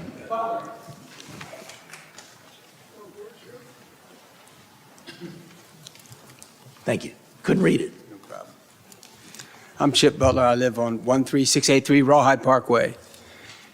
Been in Farmers Branch about 38 years, and in that particular place, 30-some anyway. Where do you begin? First off, at the corner of Webb Chapel and Valley View, a house was torn down, and a really neat park was put in there. We have a great-looking lot. We wouldn't even have to tear down anything. We could make another really beautiful park, and that would enhance the beauty of our city. At the same time, I'm just wondering if there are any other empty lots around we could cram some more townhouses into, because that's kind of what it looks like, trying to see how many we can shoehorn in there. Do we need the tax revenue? I just wonder what's driving this. Or is it a developer driving it and we're rolling along with them? For those of you who would support it, I just wonder if you would vote for it if it was in your district. And I had some issue with some of the other people there about parking and so on. So needless to say, I am opposed to this project or any more apartments or townhomes in this area. It's really kind of against what I like about this place and what we moved here for and what we've come to know Farmers Branch and what Farmers Branch is known for. When we opened tonight, a prayer was given referencing the city council's purpose to serve and represent the city's residents. I ask that you would adhere to that and listen to the residents tonight. Thank you. Thank you. Next up is Kyle Burton.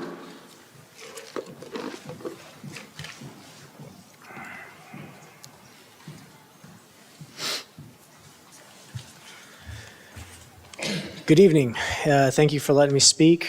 Name and address. My name is Kyle Burton. I live at 3307 Arawak Place in Farmers Branch in the Brookhaven neighborhood. I've had the pleasure of seeing many Thomas Cusick homes being built around the neighborhood, and I've seen exponential growth in our neighborhood. I moved in about 8 years ago, and it's where me and my wife chose to raise our kids. We love the neighborhood, and we've seen nothing but increased property values, increased aesthetic of the neighborhood. The surrounding areas, the club itself has increased their investment in the area largely because of the homes that he's building. And as we mentioned earlier on in the meeting tonight, Farmers Branch is a growing city. There's a lot of new development coming in, and these people need a place to live. And not all of them can afford $1 million house. But they can afford, maybe a townhome. And I think this does nothing but improve that area of the city and increases the tax revenue. We're going to have 41 new families living here, or at least, if they don't have kids, at least young professionals that are going to be increasing the tax value. They're increasing the tax rate down there. I strongly support it, and I hope you guys do too. Thank you. Next up is Jerry Hayes.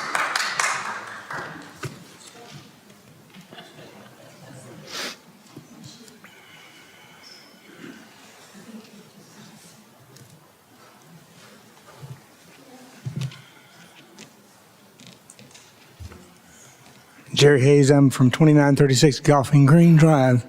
Lived there for 30-something years and love living there. My wife and I are walkers. We walk the park all the time. We know every inch of the place. Solomon, the smartest man that ever lived, said this: if a person is wise, They will listen to something before they make a decision. I want to commend you for being wise to listen to the various people who are speaking, but overwhelmingly, most of the people are going to be opposed to this. So I would encourage you to apply Solomon's wisdom to this application. I'd like to express my opposition and my wife, Sue, for the request for townhomes to be built on the green space at Josie and Golfing Green. I understand. I want the city to grow. But I believe that this development would have a negative effect. Our city promotes itself as a city in the park, and it is. We love that. But one of the prettiest park systems in the city is off of the green belt at Josie and Golfing Green and Rawhide. It's beautiful. We love walking there.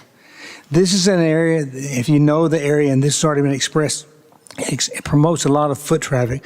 My wife and I walk across and hope people don't run the red light. And we walk, and it's a very busy place.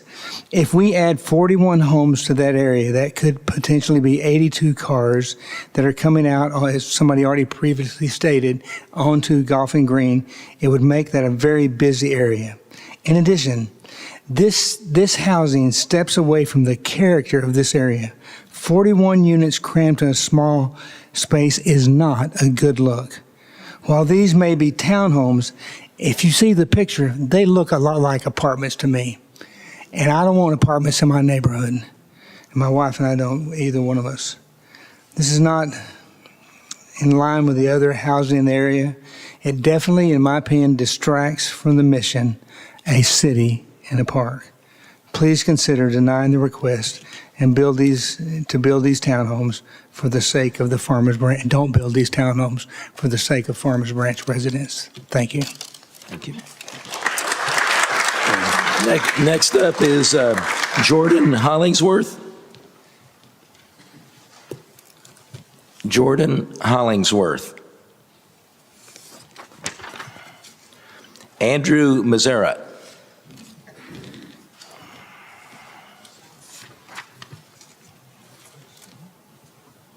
Andrew Mazzara. I live at 13537 Rawhide Parkway. I'll be living directly across from these townhouses. And as we're going from 3 duplexes, which just has 6 families, to over 41 families, is insane in that little area. The Joya Park, which is a complete success, as you can tell with the traffic, is insane. And it's going to be just as bad over there. And these people that are saying that they're going to be cheap housing, I'd like to know how much these townhouses are. I can imagine they're going to be between $400,000 and $600,000, and people still can't afford that. You know, the normal people. So this is just something for the wealthy still. No, we at Farmers Branch need the common people. We don't need something built that big in that small, tiny area. Thank you. Thank you. Next up is Brandon Pitts.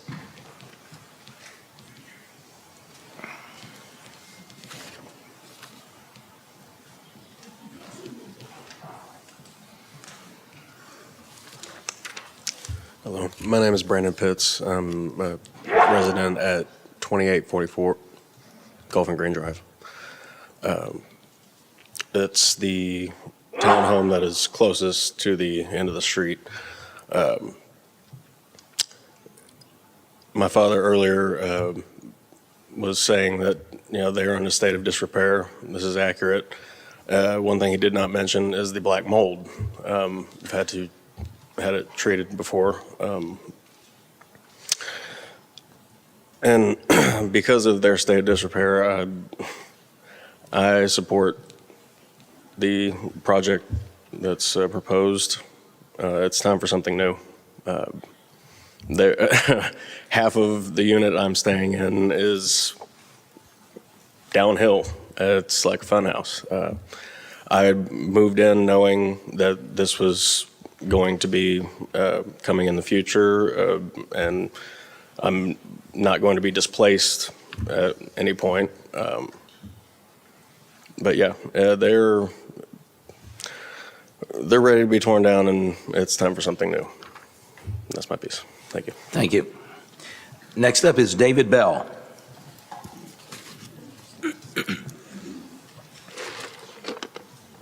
My name's David Bell. I live at 3307 Brockway Drive. I moved here in 1989. I really like living in Farmers Branch. I'm doing this, I'm on Brenda's email list, and she asked me to speak, and so I think this is a bad idea. I think Farmers Branch is densely populated enough, and just to cram in more townhomes and apartments, I think is a bad idea, and every time I go to Home Depot on a project and I run down Josie Lane, I go under LBJ. I'm glad I live in Farmers Branch because homeless people, panhandlers, and that's what happens when you get too many people in too small of an area. Thank you. Thank you for listening to me. Thank you. Next up is Brenda Broderick.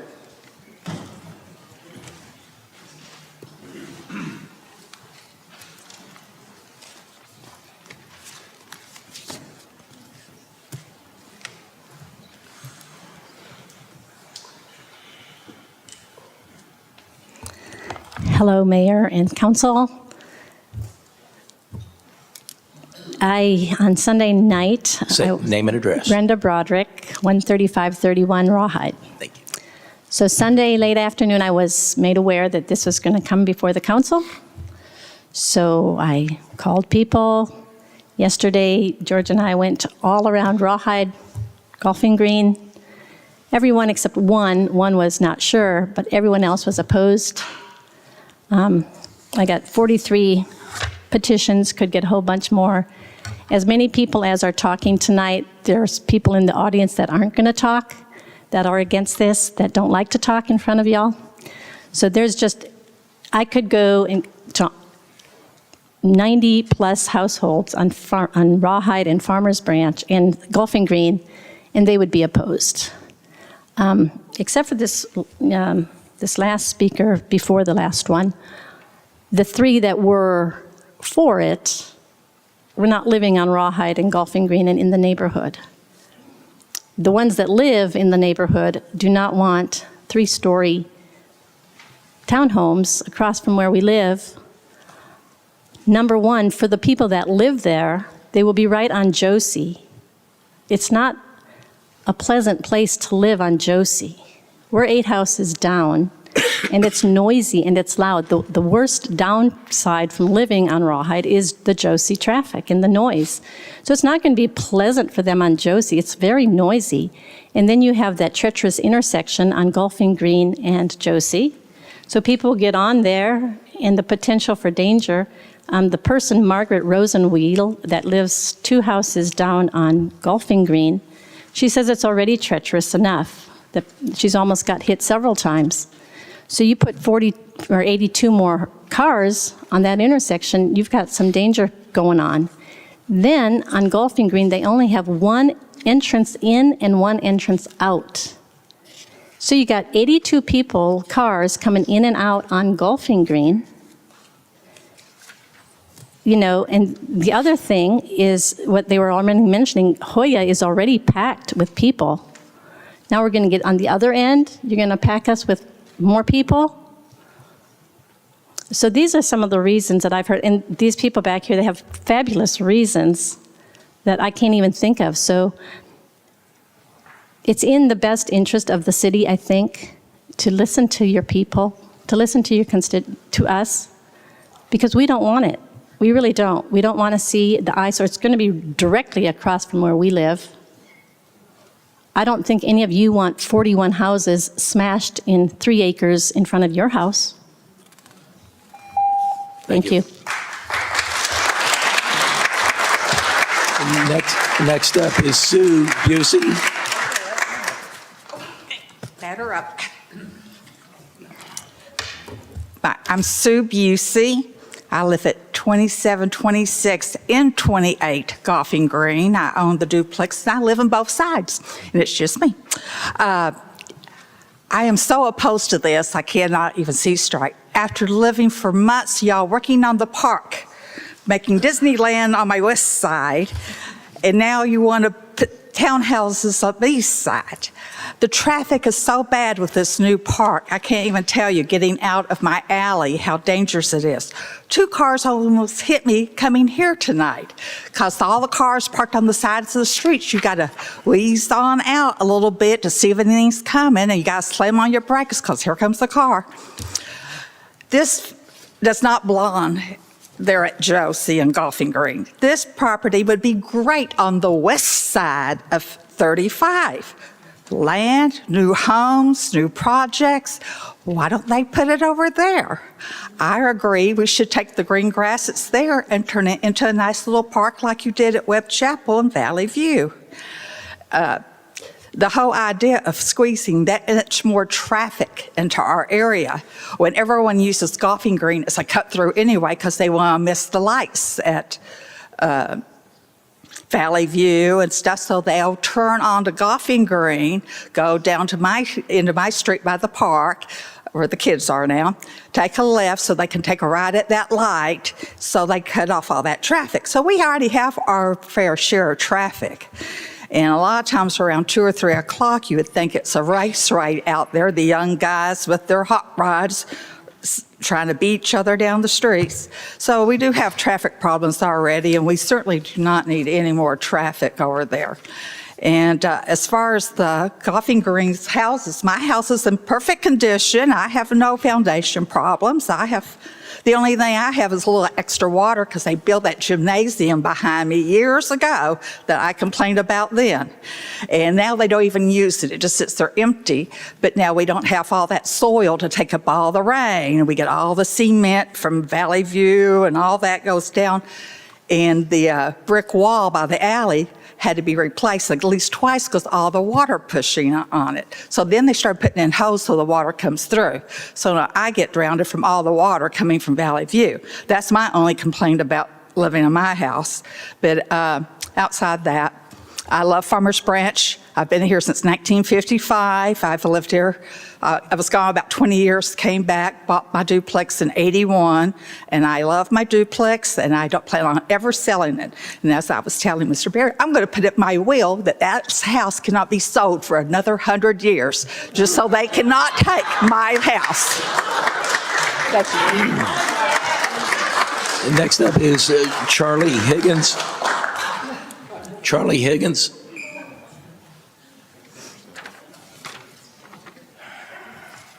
Hi, good evening. Charlie Higgins, 13629 Rawhide Parkway. I moved here to Farmers Branch 8 months ago from Minnesota and purchased my home here. When I was searching for a home, I quickly fell in love with the Rawhide Park neighborhood, and I was drawn here because of the quality of the city and the character of the neighborhood. And I'm here tonight to because that neighborhood character is in jeopardy by the proposal. As you know, the surrounding neighborhood consists of single-family homes and duplexes, and the proposed townhome community, I feel, is far too dense to be compatible with the surrounding neighborhood. My first concern is the additional traffic and the parking issues that a community this dense will put on the surrounding roads. It's indisputable that the neighborhood streets in the area will see an increase in traffic. These streets are heavily used by pedestrians who are out enjoying our wonderful parks and our new new playgrounds. The intersection at Josie and Golfing Green and Rawhide are already quite busy. Just a few weeks ago, I witnessed a pretty bad accident out there. And putting 82 more cars in that intersection probably several times a day is not welcome in the area. My second concern is the runoff from the site. Paving what is currently a green space and a lower density area is likely to cause quite a bit of rainwater to inundate Rawhide Creek. When we do get storms in the area. I'd like to know if this has been studied and how the flood control in the creek is going to be able to cope with any additional runoff that the density of this site may create.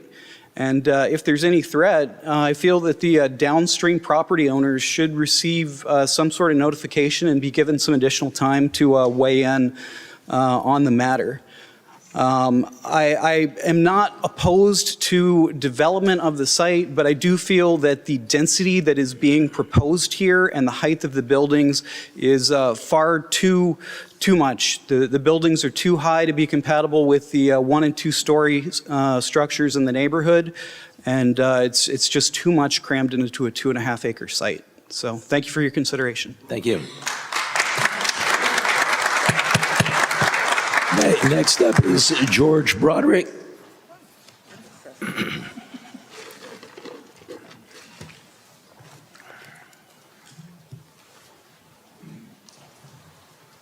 George Broderick, 13531 Rawhide. My wife and I live just across the creek from this proposed development. And I'm not against development. I'm not against improving the city, but this will not improve traffic and the high density that it brings into this neighborhood that we live in. And we still want a city and a park. So I like what the other folks said about making it into a park is not a bad idea. It probably won't produce the funds that the developer wants, but this is a city and a park. We should live up to our name. And just what was mentioned before, the high traffic volume, the height of these buildings doesn't match the neighborhood. It just isn't compatible, like the fellow before me said. I agree. It's not that I'm here to oppose everything that's new. I'm not. I'm just saying let's put something in that fits and is appropriate. Thank you. Thank you.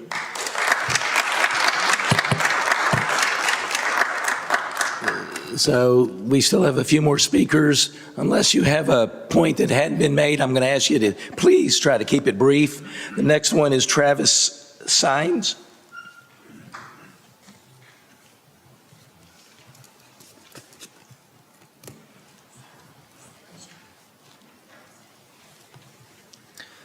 Travis Seams, 13547 Rawhide Parkway. So my wife and I, we moved into that house 5 years ago, and it was we wanted to live on a beautiful park.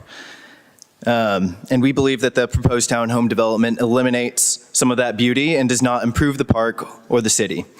The height of the buildings does not match the neighborhood and would tower over existing homes. The materials proposed look cheap, and the design should be more traditional if we're going to go with anything like this, so that it can match the neighborhood and the city. And the population density would, of course, increase traffic, as has been said. Now, I do agree that that piece of land needs some work, so maybe a park or a few nice homes. But please do not let this development pass in its current form, or it will be an eyesore in the middle of our beautiful park. Thank you. Thank you. Next up is Jeff Shelley. Jeff Shelley.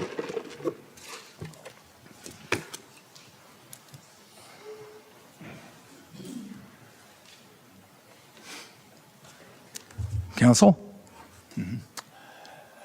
I live on Rawhide. Name and address. Jeff Shelley. Address. Okay. I'll keep it short. I live on Rawhide. What's your address, please? 13671 Rawhide. Okay. Thank you. You're welcome. Okay. I'll keep it short. I'm on Rawhide between Josie and Longmead. There are 39 houses on Rawhide between Josie and Webb Chapel. There are 33 on Golfing Green. Same course. We've got a lot of traffic by day. We've got traffic by night. There are 2 feeders to Rawhide. There are 3 to Golfing Green. It's necessary passage. The city said this often for people who would like to avoid Valley View. Now, a developer wants to place 41 families, more than we've got on either street, cat-a-corner, immediately cat-a-corner. I will pass on existing residents, and I will consider the newbies. 41 families. Do families have kids? Do kids have friends? Do parents do parties? Social life? How's that going to go? Where are they going to park? There's limited access and egress. You've got, I think, 10 spares, so to speak. But would you consider the newbies' lifestyle, if in fact there are any? I am not against, if you also consider the city's role in this, garbage, sewage. Rawhide was relined in 20. Electricity, transformers go boom in this area. There were 4 Encore trucks on Longmead after midnight. I'm not against development. Development of the Southwest Four Corners area has languished for decades, far too long. I would like to see something like this. I'm not concerned with the density in front of the big lots. So you have access, buffered access to Valley View and Josie. You have options. I'm not against it, but it's just the location, the orientation, it's not right. I would ask the council to pursue this matter so that at some point in time, the immediate future, perhaps we can reach something better for Farmers Branch residents, existing and new. I believe that's satisfactory. Thank you. You're welcome. All right. Next up is Annette Butler. She had to leave. Okay. Next up is Rick Johnson.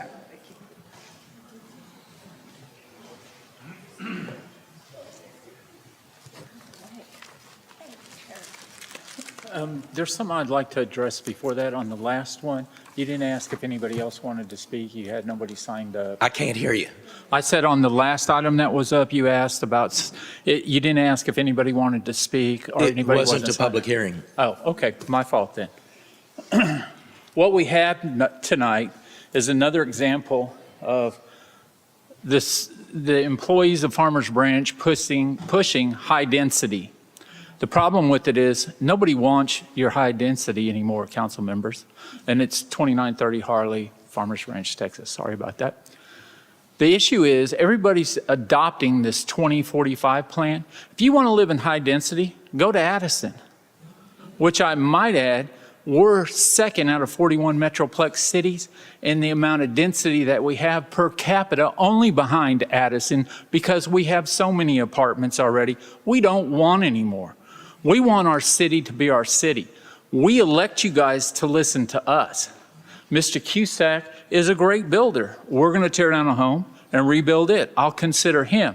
In fact, he's building the mayor's home, which I've seen personally, and it's well built. It's not a question of if he builds quality stuff. He came in and he's done stuff. So I feel for him. The land, almost an acre of it's owned by the city. Has it been put out for a bid? Do we really know what we can get with it? This is a monstrosity that's going to be sitting there. Everybody that goes down there, drives down there, looks down there, is going to see this. It's not for this corner. We don't want your high density. We want our city the way we moved into it.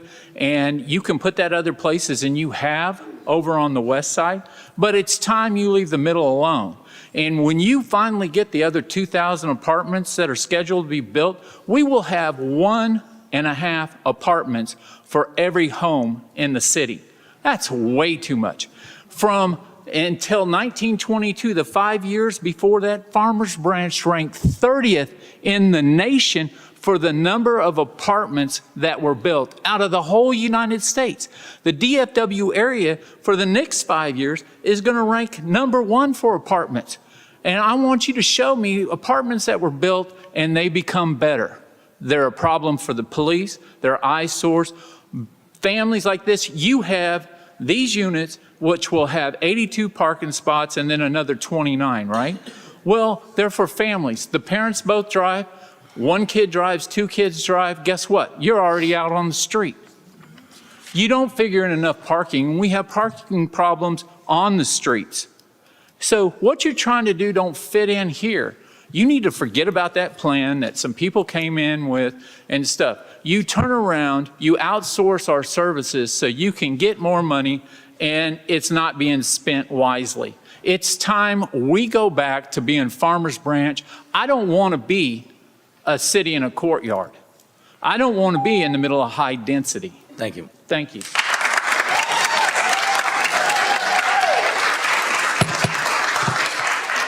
Next up is Carol Heath. Carol Heath.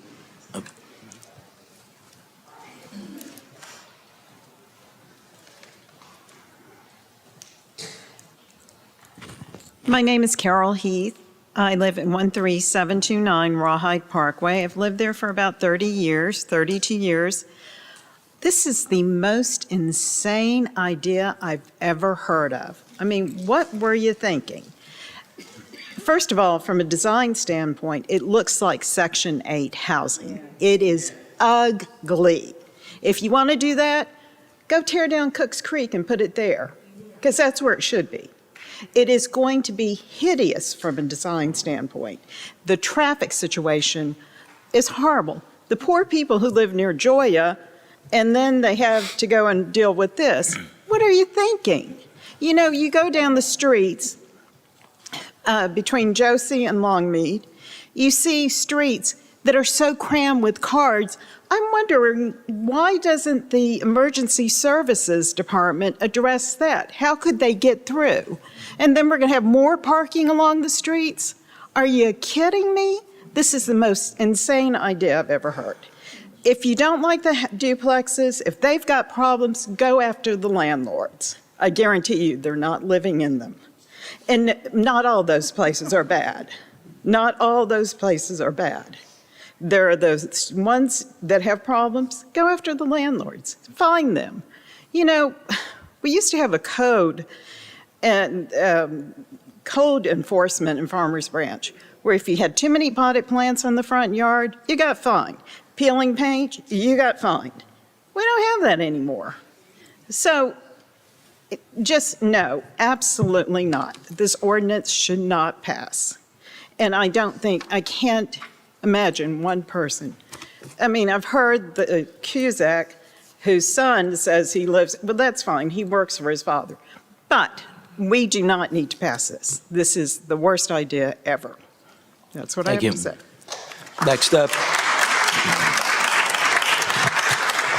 Next up is Al Solis.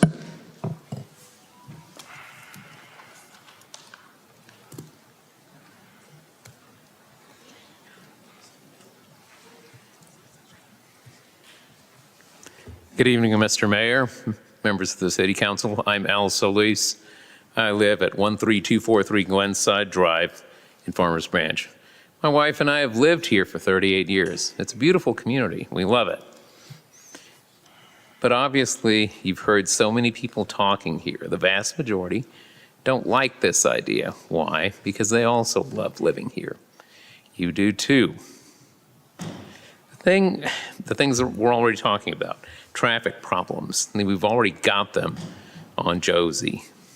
And all you're doing is asking to add 82 more cars, additional parking that's going to mushroom. Obviously, a design of a building that's designed to shoehorn people into a very small space. I'm not against development. I think it's a good idea. But I'm just wondering, hey, couldn't this be sent back to the design board where this builder could come up with a better design, one that would be more aesthetically pleasing and would fit the neighborhood that's already there? People love this place because of the quality of the life that's here.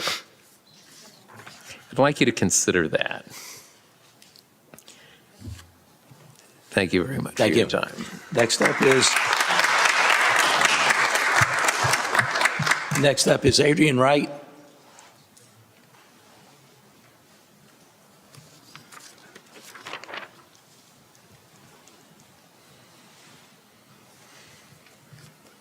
Hi, and good evening. I'm Adrian Wright. I'm at 2633 Farmers Branch Lane. And I've been listening to what everybody has been saying, and I appreciate you as the council listening to the input of your residents. That is certainly why you were voting into your position. So I've heard some reasons why there is a need to rebuild what exists, but I don't believe that townhomes would be the correct answer or the way to go. I know we're currently building townhomes at Josie and Valley View Lane, and to me, Golfing Green is pretty close to that, to have two sets of townhomes close together like that. I believe that's just creating more density in our city. And we are tagged the city and the parks, and density and parks don't really go together.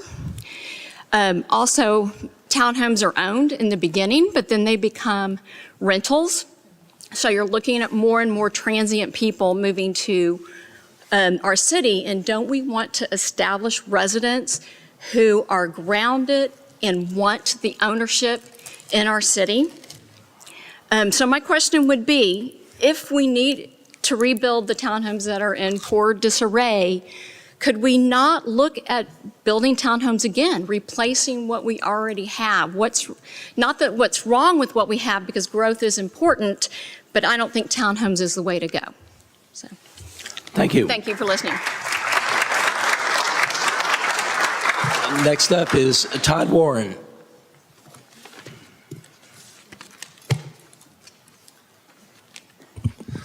Mayor, Council, my name's Todd Warren. I live at 14302 Juniper Cove, Farmers Branch. I had the privilege of serving on the 20-year Farmers Branch vision. I'd asked Councilman Merritt to appoint me, and he did, and it was a excellent vision of what everybody appointed a few people to represent their districts. And we started from the warehouse district. We went over to, I think, the diner on Beltline. Some of it was in the central part of the city, and it ended up in the Four Corners. And, Farmers Branch, the dirt here anymore is worth gold. I mean, it's just happening, and the train's left the station. We can't keep it at a small little town anymore, because it is right here in the middle of everything, and we're very popular with local builders like Tom Cusick, Todd Bonneau, Rick Davis, Mike Kleber. These are all people that are building over in Brookhaven. I don't know who's building in all the other areas of town as much, like over in Omar's district. But the thing is when everybody spoke on this messaging, it was about change on a lot of old dilapidated structures. There's structures in the Four Corners right there that are abandoned. There's nobody even in them. And so I definitely am for anything that is helping our citizens, help our property values. And I've heard people, and I respect everybody's opinion. I'm really excited the fact that we have this good a turnout to address all of this, because it is important. But I'm for anything that helps the values in Farmers Branch, wherever they may be, and I've seen them appreciate a lot. And as far as change, and in this neighborhood, I can appreciate, and I feel the sincerity of these people that are talking about this. But when they started knocking down houses in Brookhaven where I live, people weren't for that either. Our senior citizens didn't like it. They didn't like the noise. They didn't like all the ruckus and the disruption. And now there's over 70 homes done. And a lot of those people that paid $25,000 for their houses in 1967 are selling for $500,000 now. And so there are some good sides to change. And I'm not saying money's everything, but it doesn't hurt either. And so what I'm saying is, give these people a chance to help us develop our city in places. And I've heard why in this corner. Well, I guess it's because that's just where they've been buying the land. But I just am excited. I think it's an exciting time to live in Farmers Branch. It's definitely a city on the rise again. We're not some little farm town like everybody thinks. In the old days, Farmers Branch is right in the middle of the city of Dallas now, and we're headed for great things in the future. Thank you. Thank you. Thank you. Last speaker is Dave Reed.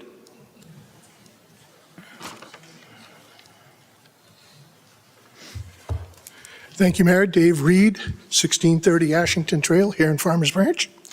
I think I might have got a little something of what you have. I wanted to talk to something that was briefly touched upon by the last speaker that really hasn't been addressed previously, is the economic impact of this development to the city. One of the things that everyone's looking to do is bring more amenities, more businesses, better quality of life to the city. That costs money. So having a larger tax base using underdeveloped land and adding that to our tax base is going to be a positive. Secondly, if we want to bring these, we want, for example, Four Corners, we want to revamp Four Corners. To bring the businesses there, you need to have the demographics to support it.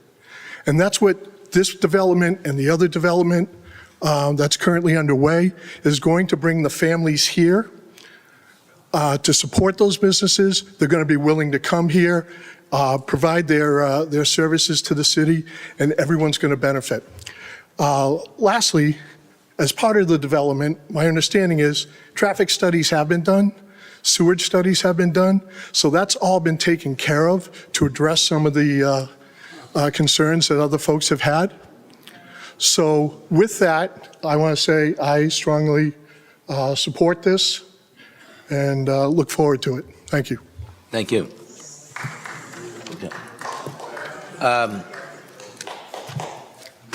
I want to thank everybody who took time out of their evening to come and speak, whether you were for or against this project. We'll resume our discussion about this. Council, do anybody have any comments that they'd like to share at this time? I'll start at my left. Councilman Roman?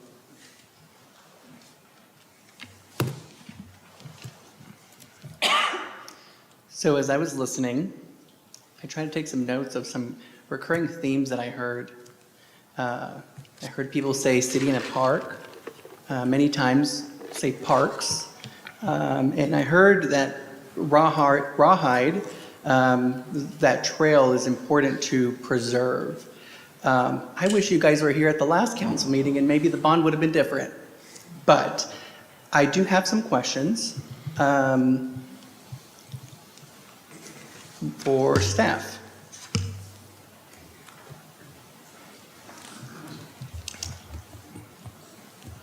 Yes, sir. Can you tell me what the history is behind the property that we came to own? I think if you go back to your slide, I think there's a better graphic than what I have that actually shows who owns what piece. That one. Oh, this one here. Yeah. So when I started, I am fairly new when it comes to the history on how we came about to owning this property, and I don't know if this might be something more for. Could I have Allison come up to speak to that particular item? As long as I get my answer. Absolutely, absolutely. Okay, the other year, we looked into just the green space with the City of Farmers Branch parcel, and the original developer of this area, I believe in the 50s or 60s, needed help with something with streets. So they deeded this portion over to the city, and there's not a restriction. Okay. And so have we been trying to, proactively trying to get something put there? How did this all come about? No, we were not proactively trying to get something put there, but Mr. Cusick did approach us about just the small parcel and what he could do there for townhomes, and we felt like the parcel was too small maybe for one development. So he did purchase the land around it, and it made, I think, almost 3 acres. So if you have 3 acres, it's a little more feasible to come forward with a project. So he came forward with that project a while ago. So if I'm hearing you correctly, you're saying that the original project was going to be for less townhomes. Well, he didn't have any project proposed. He just came in our office to say, what do you think the temperature would be? And I think the temperature, I told him, my opinion was this acreage is too small. in my professional opinion. But I can take anything to council, and council makes the decisions. Okay, so based off of his original idea, the city provided feedback that more density was needed or more townhomes were needed? No, we did not provide feedback on the project. We provided feedback on if you want to present something, you probably need a little more land assembled, Okay. And wherever the- you are. The additional land would provide for additional townhomes? Townhomes was the proposal, and the council reviewed the proposal and moved forward with it, contingent on zoning. So what do you, I mean, you had mentioned, I mean, you're our Director of Economic Development, so what do you think is our highest and best use for this property? Oh, gosh, that's a good question. Well, you have duplexes, and you have single-family, and the definition of townhome falls within that, so I'm not opposed to townhomes in the city. I don't know if you want to continue with duplexes, but I think 2- and 3-story could work as people want to see the park. We've heard people love the park, and we have a lot of demand of people that want to move into the city. We just don't have housing stock to meet the demand. So are you saying that you think that the highest and best use is 2- or 3-story? I think the highest and best use would certainly be residential. So that could be single family, it could be townhomes. I would not advocate for multifamily. So I think you need to stay in the lane of single family or townhome. Because you already have duplex. So you already have the footprint of a single family Okay. for 3 platted lots. And then the office is owned by the applicant and the duplexes are owned by the applicant. Okay. So he owns a periphery. And so while you're thinking about what the highest and best use is, can you sort of walk me through what that logic is on how you arrived at that conclusion? Highest and best use? Yeah. It's literally the first thought on my mind from 30 seconds ago. I don't know. Highest and best use, you already have residential, so I think you should keep residential. I mean, it's certainly not a hotel or commercial or multifamily, in my opinion. I think it needs to remain residential if I get to choose. I feel planning is coming behind me, so I bet they have an opinion on the topic. So I don't get to make these choices in the city, as you know. But I support townhomes. We have Rose Creek next to the Rose Garden. Townhomes fit between commercial and a Rose Garden. So where appropriate, I support townhomes. I support new single family. I mean, there's a plethora of ways to answer it. And I feel like Marcos wants to talk, so I might give him 2 seconds. Yeah, I mean, I think it might be helpful for me to hear his Planning. thought process because I know this was, it's not very comforting to hear you say that your logic is that you just thought of it. well, I was just asked a question, to be fair. I was just asked a question, and I think the answer is, I'm very confident in my answer, that residential certainly fits, because it is a residential area facing, and then on the office side facing Josie, that's office, which is commercial. And it's a really pretty linear park, so who wouldn't want to live on a park? So, you know, And you want to hear from him? Is that what you mentioned for them?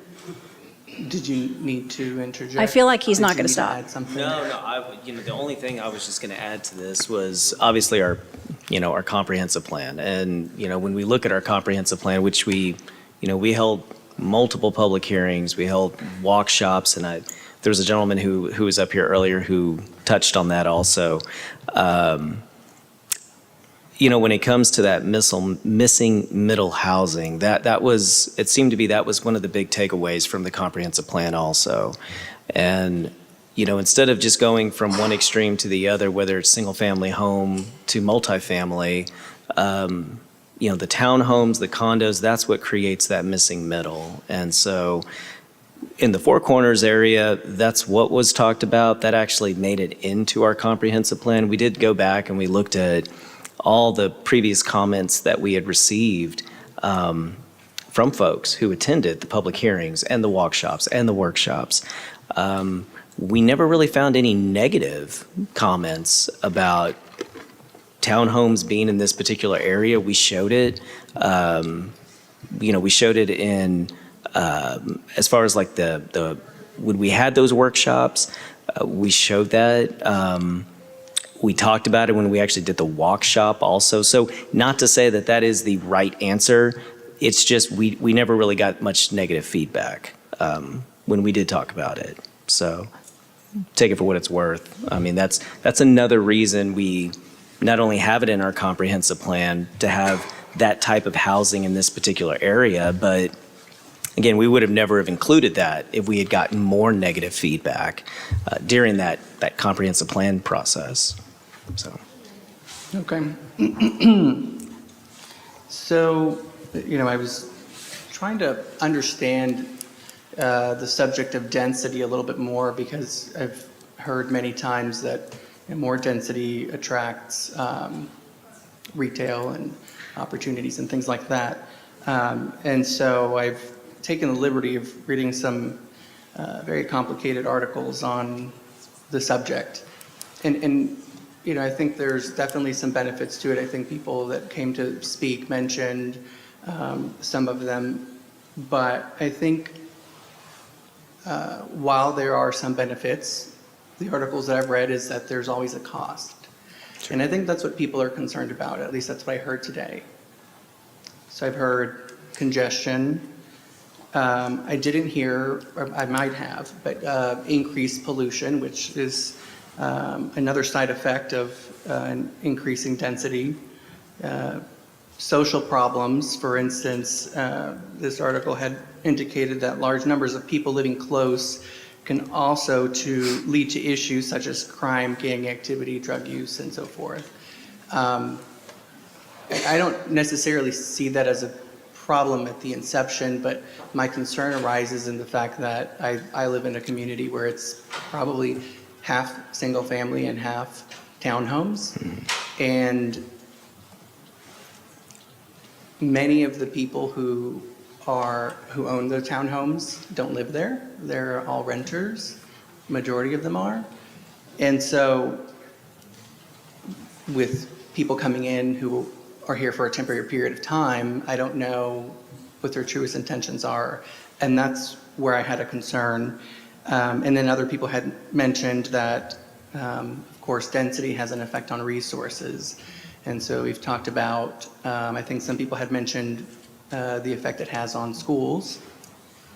But I think it also has an effect on hospitals, and it has an effect on our city resources as well. And so as we look and examine and talk about these issues, how do we deal with them? Because I think if this is something that is going to move forward, people need to hear how we're going to address congestion, how we are going to address increased pollution, social problems, and affecting our resources. Understood. Yeah, probably goes beyond just planning in this case, but I can say for this particular development, again, we probably want to hear from the developer also as well. With any type of development, we're obviously going to have, we always require a property owner association, obviously. So there's always that sense of like, hey, if things are going to start looking really bad or trash or issues like that, there's going to be an HOA or a POA is what we call it. That's required, without a doubt. As far as traffic is concerned, I think somebody had mentioned this also earlier, but anytime we do any type of review, we do it through the Development Review Committee. So the Development Review Committee, we've got folks from our Public Works Department, from Fire Department, Police Department, building inspections. Everybody reviews these cases. So it has been looked at for drainage. It has been looked at for utilities. It's been looked at for, it obviously cannot have any type of adverse effects on any adjacent pieces of property. And that's exactly what the city has to look at before we move it to even this part. Solving like the social problems and everything beyond that,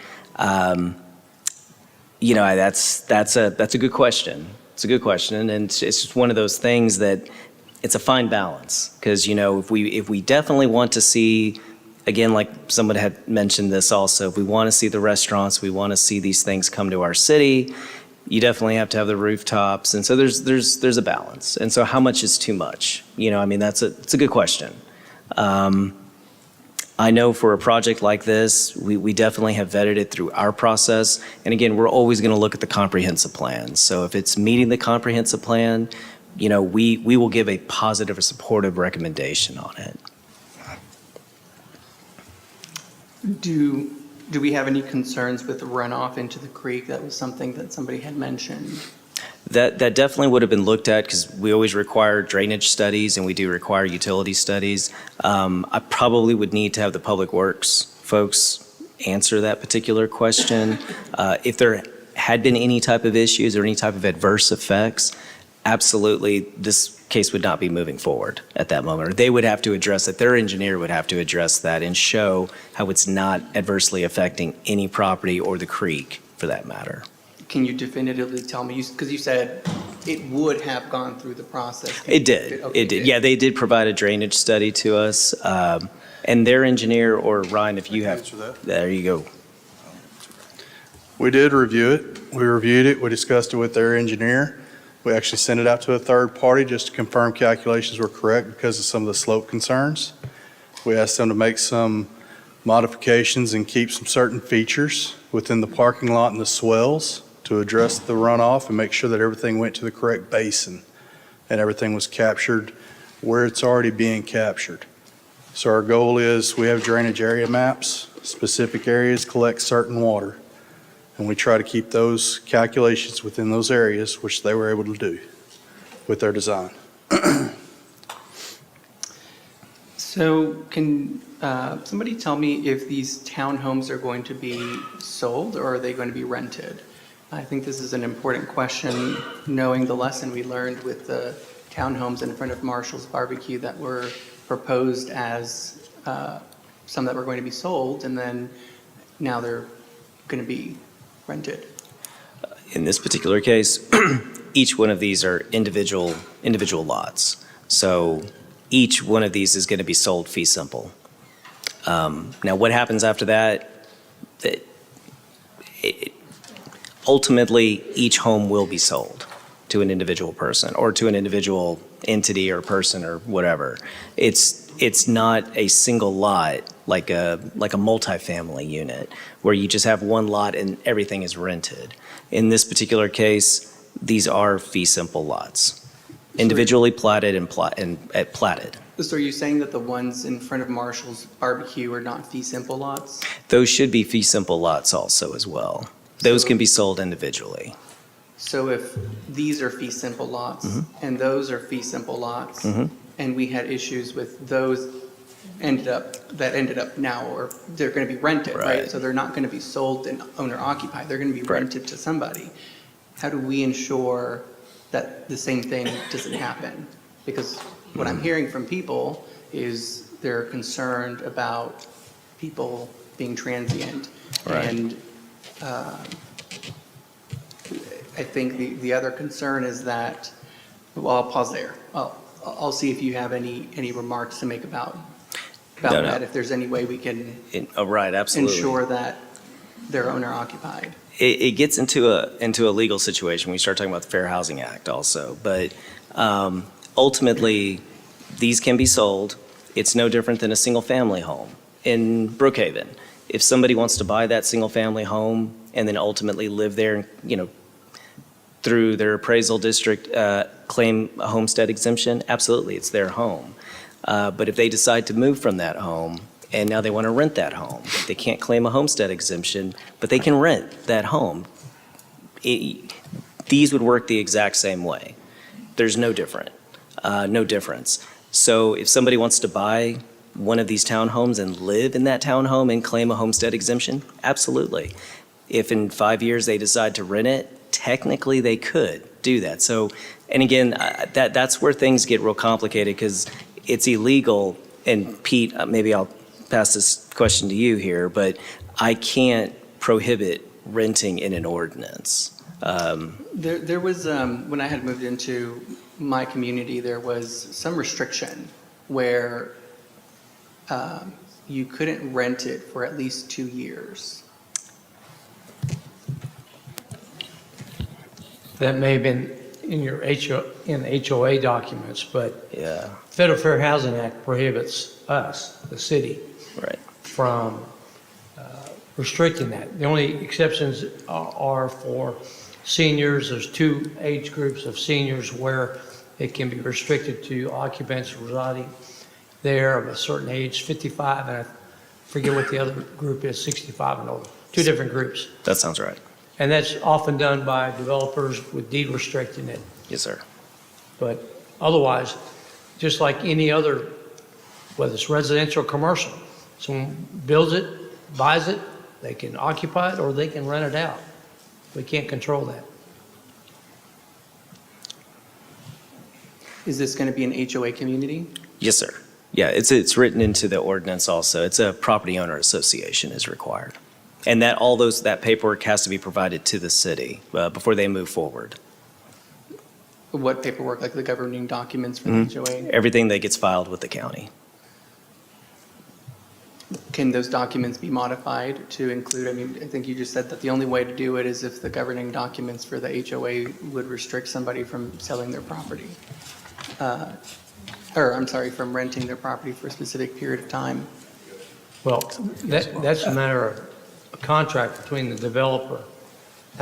We can't force that developer to do that, assuming the developer or the owner of the subdivision could in fact do that. I'm not sure that legally you can do that. There are some restrictions that you'll find in HOAs about Airbnb and those kind of things. But as far as prohibiting an owner of a lot in that subdivision from renting that property, I'm not sure. And I'm not going to express an opinion with regard to the private sector, but I'm not sure you can do that. And we certainly can't impose that.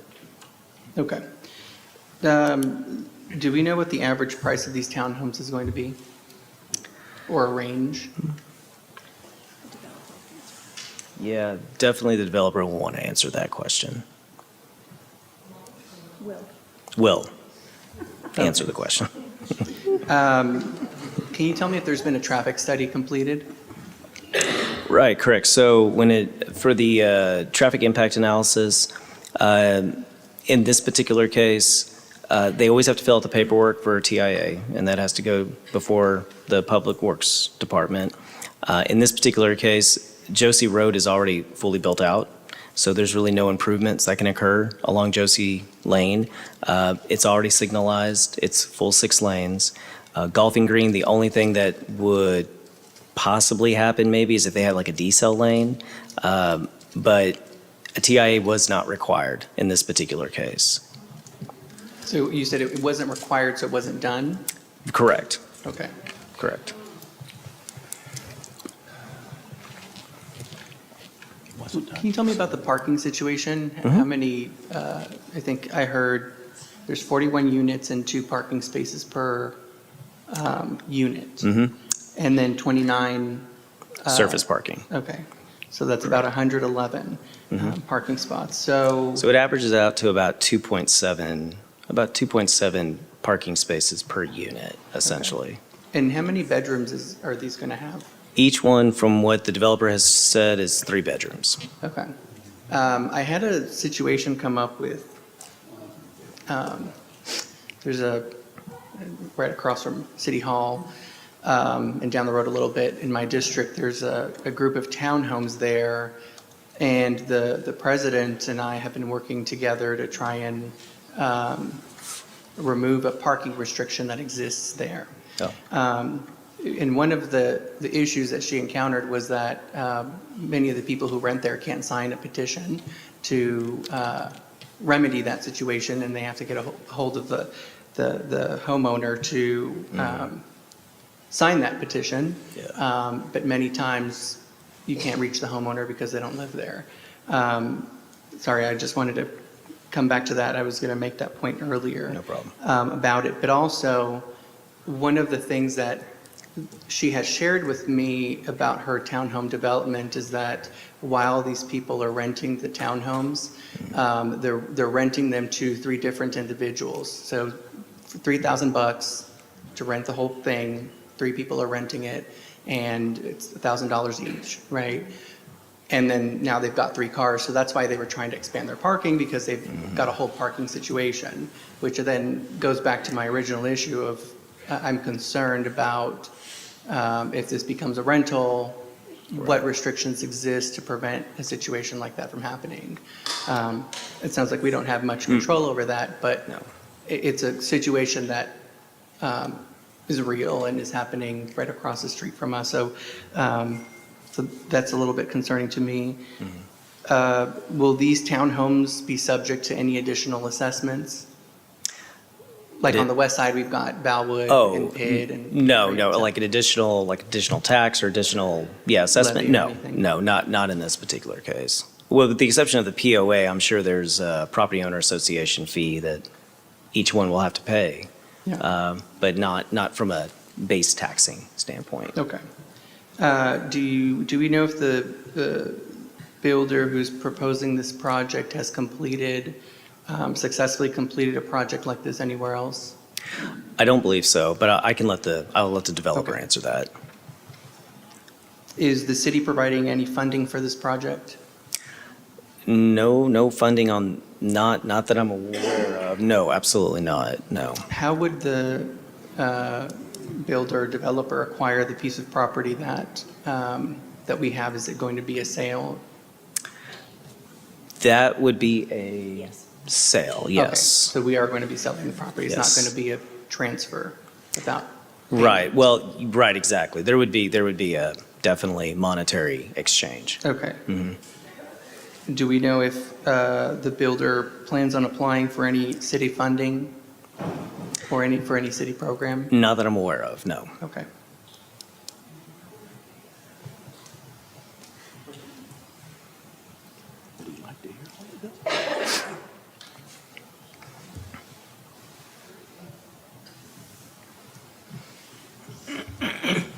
Okay, I think that's it in terms of my questions for staff for now. Absolutely. But I do have some questions for the applicant, but I can wait for that.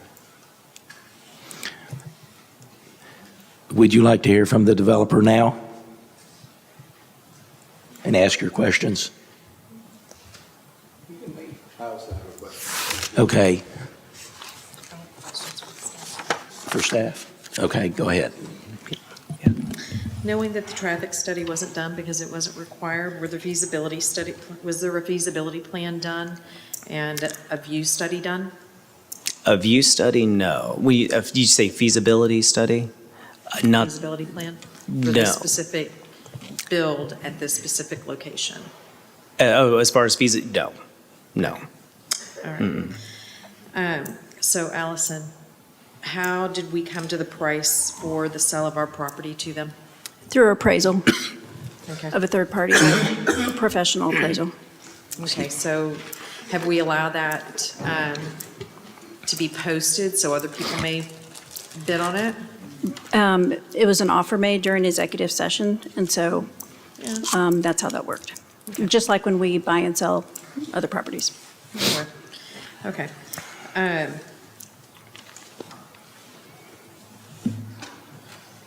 Well, Councilman Roman covered a lot of my questions for that, so I do have some for the builder, but I'll wait.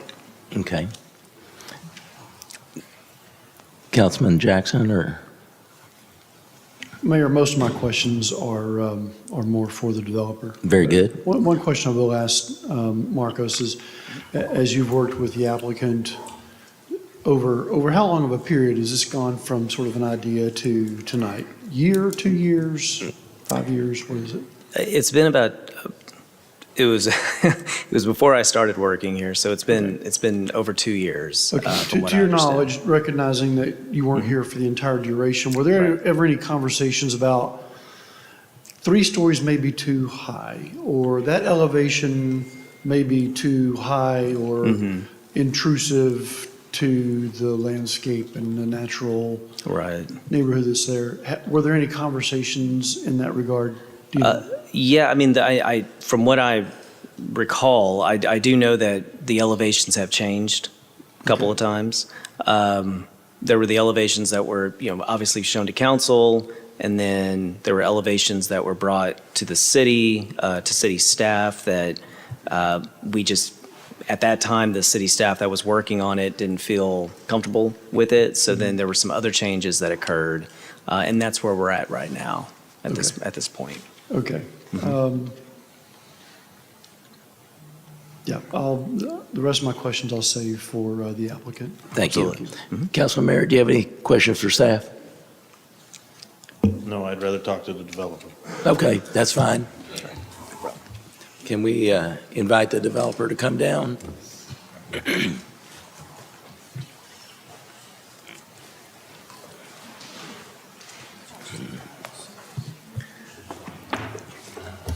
Hey there, Tom Cusick, 13901 Midway Road.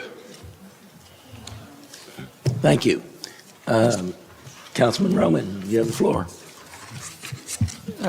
So I just have one clarifying question for staff real quick on something you just had said. So if you said that you guys have been working on this for 2 years now, right?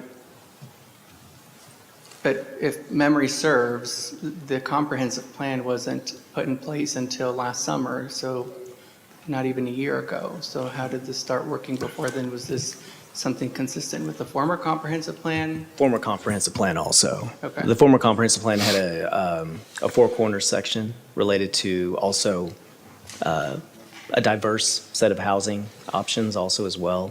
And so a lot of that carried over into this new 2045 plan as well. Yes, sir.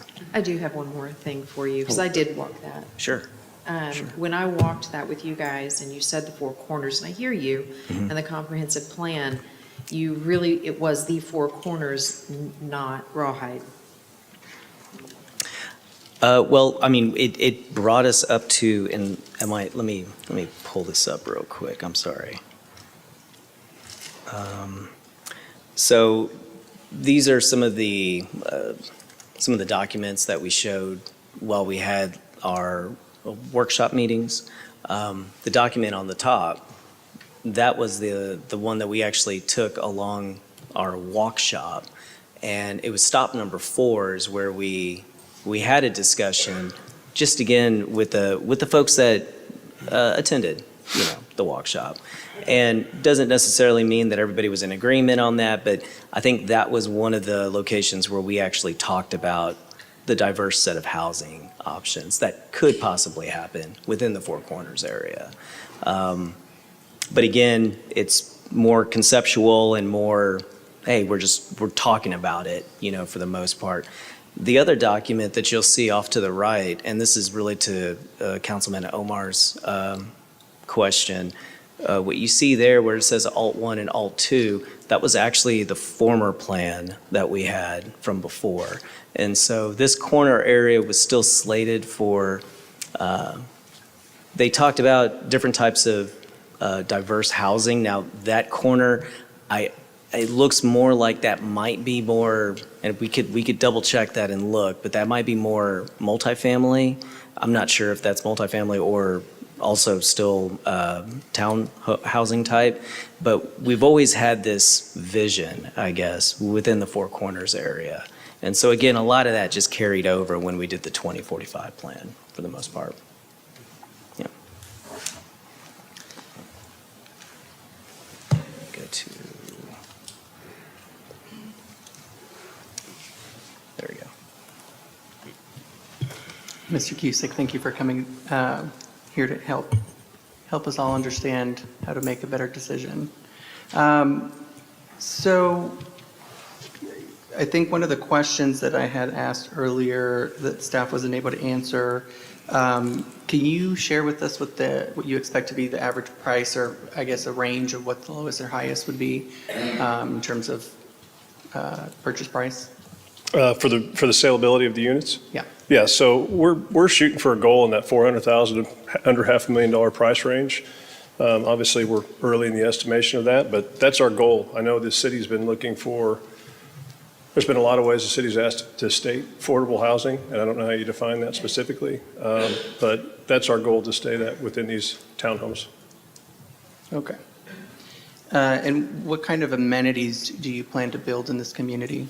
Yeah, so we've got multiple pocket parks designed within the community itself, and then obviously the community is centered around a central 6,500 square foot park. Obviously, one of the ideal situations of the location is piggybacking off of Rawhide Park. We do have access to 33-acre, Rawhide Park. I know a lot of the initiatives from the city is walkability, bikeability, which obviously that ties right in to take us right down to the historical park as well.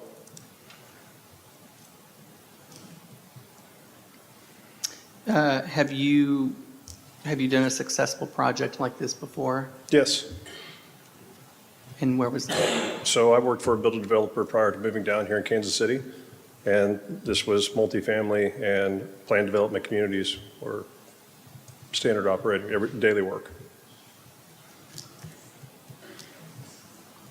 And so that was when you were working under somebody else? Correct. Okay. So it wasn't your company that built it, it was? No, but I was the builder for it. Okay. Do you plan to apply for any city funding for this project? I haven't to this point. Do you anticipate doing that? It depends on how much longer it keeps taking.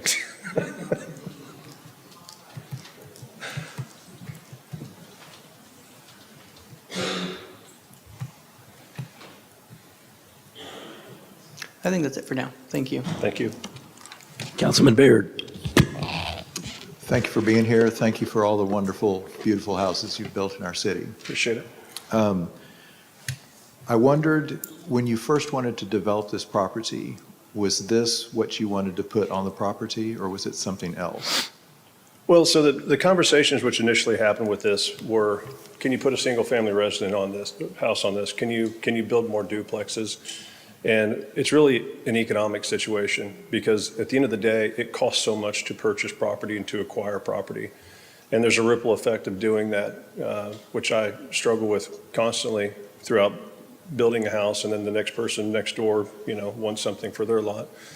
So that was the scenario with this, to be able to go purchase this. When this conversation originally came up, the goal was to be able to purchase property around this undeveloped piece that the city owned.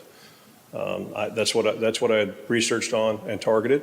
And so in doing so, I basically purchased what I could. I've made some other offers down the line through some of these other owners, unsuccessful.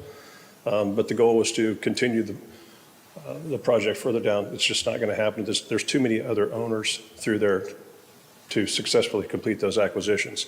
So at this point in time, it's not practical. It's not financially optional to go back and sit there and have just a duplex in here or something that's not more high density just based on acquisition and now currently holding costs. Okay. I had a resident that had asked why we weren't doing something more like the development diagonally across from the police station. Would something like that be possible? Where is diagonally across from the police station? The gated community. It's a gated community with, I think they're maybe not zero lot line, but smaller, higher end houses, smaller side yards, that kind of thing. Yeah, so just understanding community, I think the scenario I have there is I have to be able to sell something. Sure. And I don't see that as something that is more marketable in the community as to what we're currently proposing. Okay. Okay. I have more later, Mayor, if I could. But Very good. Thank you. Councilman Merritt. Thank you, Mr. Cusick. Lots of discussion. We've heard lots of concerns about traffic. What is your company's perspective on handling traffic ingress and egress from your particular lot? Okay, yeah, so we sat down and had lengthy conversations with the city about this, including the fire chief and police chief as well, kind of diving into our ingress and egress, I believe we're at 24 feet, is that right, 24, 26? On our street width, which was approved by our fire chief. Our ingress and egress was also approved off of Josie as well. How we look at it, I can appreciate the concerns that, neighbors and citizens have for the traffic. At the end of the day, this is minuscule compared to what we're seeing from Hoya Park.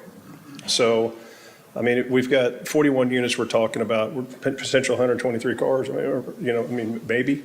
That's not going to happen. They're not all going to have 3 cars. So there's multiple avenues for ingress and egress, not only from our community, but also, I don't know what this other side street here is off of Golfing Green, but there's a lot of ways to access this. And as we've mentioned, Josie Lane is 6 lanes of traffic. So for me, it is a very small impact compared to what we're seeing from our new park at this moment. Okay, fair enough. Let's talk about parking for a moment. I know that the 82 spots are in the garage and another 27 on the lot. What is your view on overflow parking beyond those 100 and some odd spaces that you have? Well, I think it's something we currently deal with in the city regardless. So whether you live on Stardust or Charcoal or Janwood or any of these other streets, if you drive up and down them right now, most of them have cars parked on both sides of the road. All the driveways are full. So I don't think this is necessarily an impact that my community is going to have. Rather, I think this is something that's impacted across the community as a whole right now. Quiet, please. So, you know, currently folks park along Golfing Green as it is. They don't necessarily use the alleyway and the parking that they have access to in the back. Sure. So we at least have parking spaces and 2-car garage for folks in our neighborhood. Fair enough. Fair enough. I appreciate your answer. From your perspective, and I think you've already alluded to it, but I simply want to ask the question and hear your response. Your perspective is that the majority of the residents in your particular project would be using the intersection at Golfing Green and Josie. Is that a fair approach? I mean, hard to say. I don't know whether traffic will redirect to Golfing Green or you know, again, I don't know what this other street here that cuts in from Wilmington, thank you. Even Wilmington potentially, or some may be going out Golfing Green, Josie, and going north. I mean, I don't know. They could be going straight across Golfing Green. Sure. There's lots of means of egress through there. So I do know that how we set it up, for most of our folks, the main ingress and egress from the neighborhood would be directly on the Golfing Green. Thank Yes, you sir. for your answer. Yes, sir. Marcos, if you'll help Mr. Cusick with a graphic of the site with the pickup of trash. I believe we had one in it's my understanding it's at the north, you get the northeast corner. I think it's back one slide. No, we've got that. Or perhaps you can clarify where the trash. It's basically right here off the public easement, the smaller portion, and we've got mail. That's the recycling trash pickup, and then we've got mail collection through here as well. So when you come into the neighborhood, there's parking spots, you'll be able to collect mail. Okay. So you're telling me that the dumpster trash collection is at the corner, the most western portion of your property there? That's Is that correct. what I'm hearing? Yes, and that's just to allow the trucks to be able to get in for ease of access.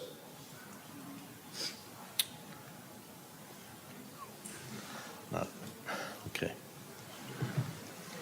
More questions, sorry. Sure. Let's talk about the gradation of your particular project and the retaining walls, which drive to the height of your particular project at 3 stories. Most of Rawhide Parkway obviously is set much lower, so therefore we've heard numerous concerns about visibility of your project from their perspective, and then obviously the inverse of that is true, visibility of their homes from your project. So could you help me understand, this is a tight little spot, we've already discussed that at 2.6 acres, and you've got a pretty good drop in that gradation. So please help me understand how you're putting this on the lot. Sure. So the high point of my property would be the southwest corner, east corner, which is located in the bottom right-hand side. That's where the existing, it's just a little inset there from the trees. So that would be the high point of the property, and everything basically flows to the ingress and egress of that public access easement that you see coming through there. So what we're doing is proposing is tiering these units in multiple levels in order, we essentially want to give folks, the opportunity that they're just not completely blocked and just staring directly at another, but it's actually tiered down to golfing green, which would be the Rawhide Park frontage. The 45 feet that we've got proposed is standard right now for even a 2-story home in the city of Farmers Branch. It's not anything above and beyond that we're asking. Any of these folks that live on the other side on Rawhide, there's a possibility that my company or somebody else could come build a house right next door and build something 45 feet right next door to them. It's not outside of current city code. So by staggering the units, we're trying to provide visibility to the park and provide everybody with green space access. Understood. Thank you for that answer. Since this is an HOA or a POA, as the term was used, what do you foresee street maintenance in your property looking like? And I say this because I deal with one in my district, and so I want to hear your answer. Well, these are City of Farmers Branch public streets, so it's not a gated community. It's not isolated by any means. It's not cut off. So this is. So I believe I looked at one document that showed these were private streets. Oh, did we change that? Oh, I'm sorry. We did change that. My apologies. I didn't realize we had modified that. So my apologies. It'll be taken care of through the HOA. So we will have that covered in our annual cost. So you're building the original streets. Is that correct? That's correct. And you'll build them to the existing standards. And I'm looking for Mr. Ryan, who's out now.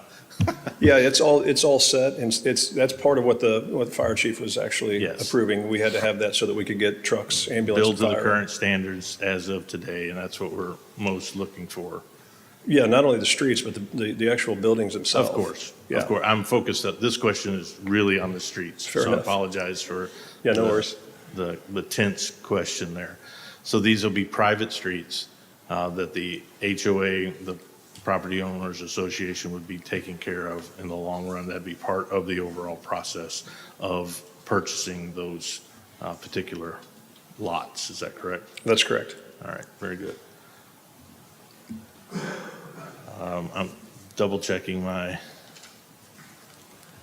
so help me understand one other question that I have related to transition between, and I think you've alluded to it already, but I want to at least discuss it. You've got a duplex to the west of your property, and you'll have 45 feet, excuse me. That's 45 stories, good God. Freudian. Is that allowed? You'll have 3 stories to the east of that. How wide are we talking about? You were talking about what's the distance between your closest property to the remaining duplex building? Do you happen to know that? So I believe we've got a 15-foot egress there, another 24 feet of road, and then the extra parking, which is 10 feet, I believe, wide, and then an additional 5-foot radius there, plus the side yard setback of the current duplex as it sits. Very good, thank you. Which is tenant occupied and not owner occupied. All right. Double checking my score sheet here.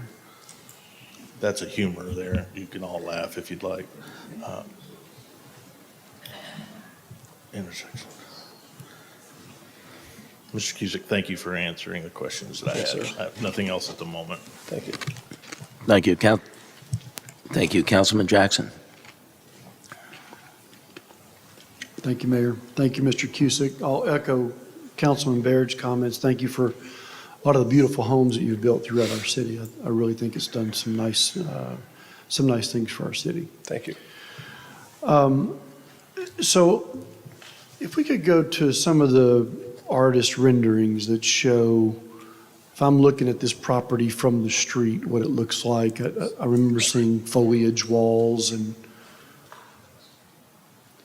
there was another one from Rock. Yeah, there we go. So this is golfing green, and there's a wall with ivy on it. Looks to be like about 6, maybe 7 feet tall. Is that about right?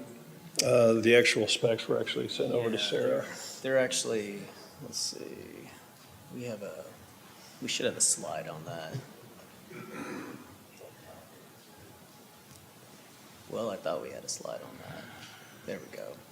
So the wall, it depends on which location you're looking at, but the wall is going to change. It's going to vary between 6 feet to 12 feet. Mark, let's speak a little closer to the mic.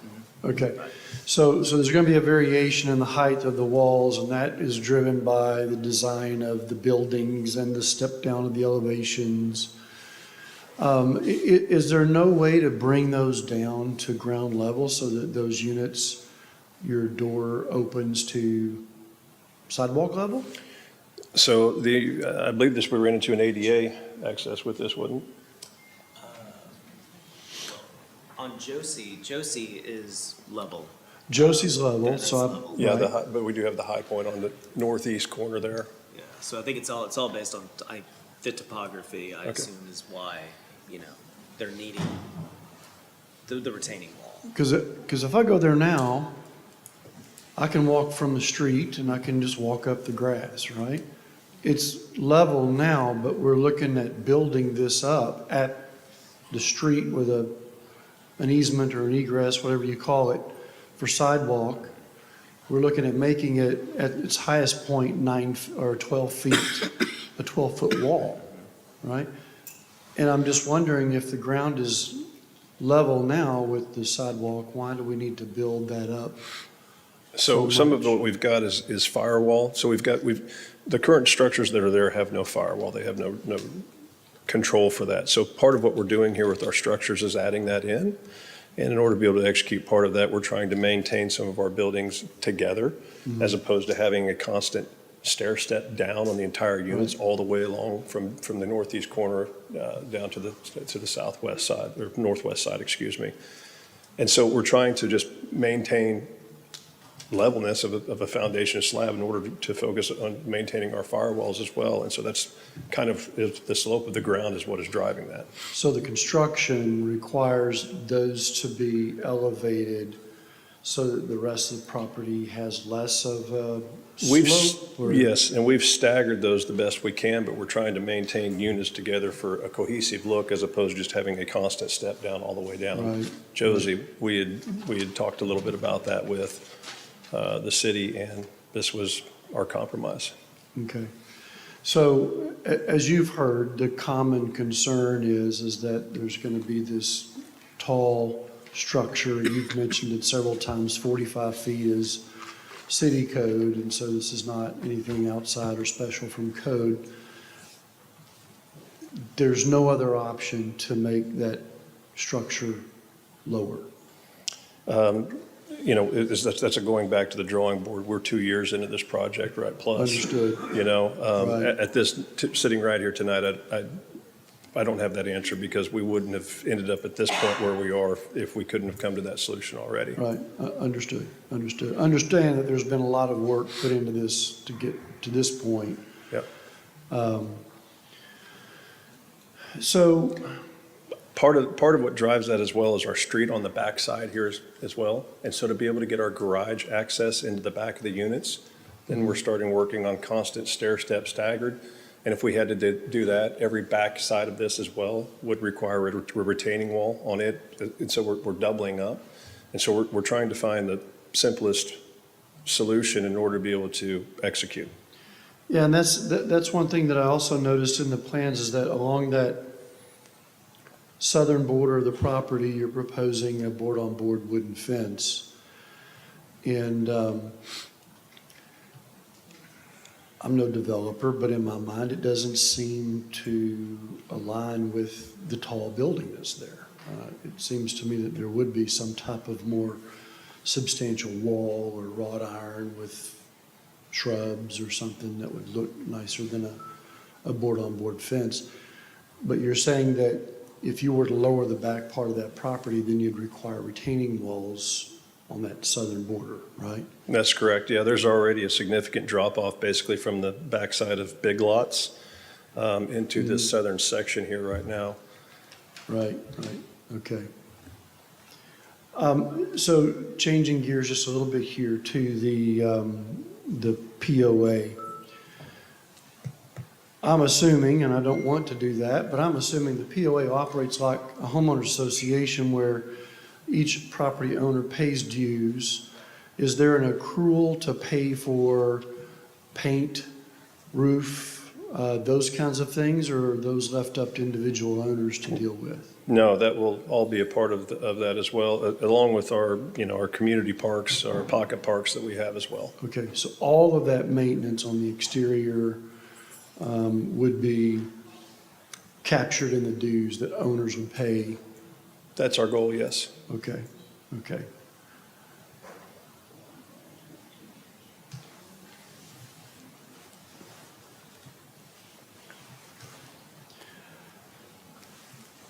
Did you consider, and I know this was talked about a little bit earlier, but I just want to kind of refresh it a little bit for myself. Did you consider two-story units? Then I don't get the bed and bath count in the garage.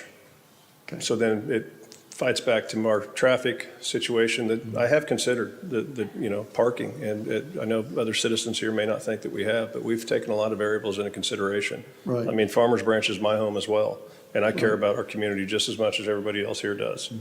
So we've absolutely taken that into consideration, but it's hard to sell two ones. Right. Yeah, and that square footage would probably be 1,200 square feet as opposed to 2,000 or 2,400 and, okay. Correct. And the value, then Right. the cost, the price point wouldn't be 400 to 500, it'd be a lot less than that. And Oh, it potentially costs just as much for less because I don't have the square footage to spread the cost across. understood. I've got a more consolidated square footage, but almost the same amount of cost. Okay, okay. So you'd still have to have that same $400,000 to $500,000 price point. Your buyer's just going to get less. That's correct. Yeah, it might be harder to sell at that. I think it would definitely be, not a lot of 2-1s people are jumping at. Right, right, okay.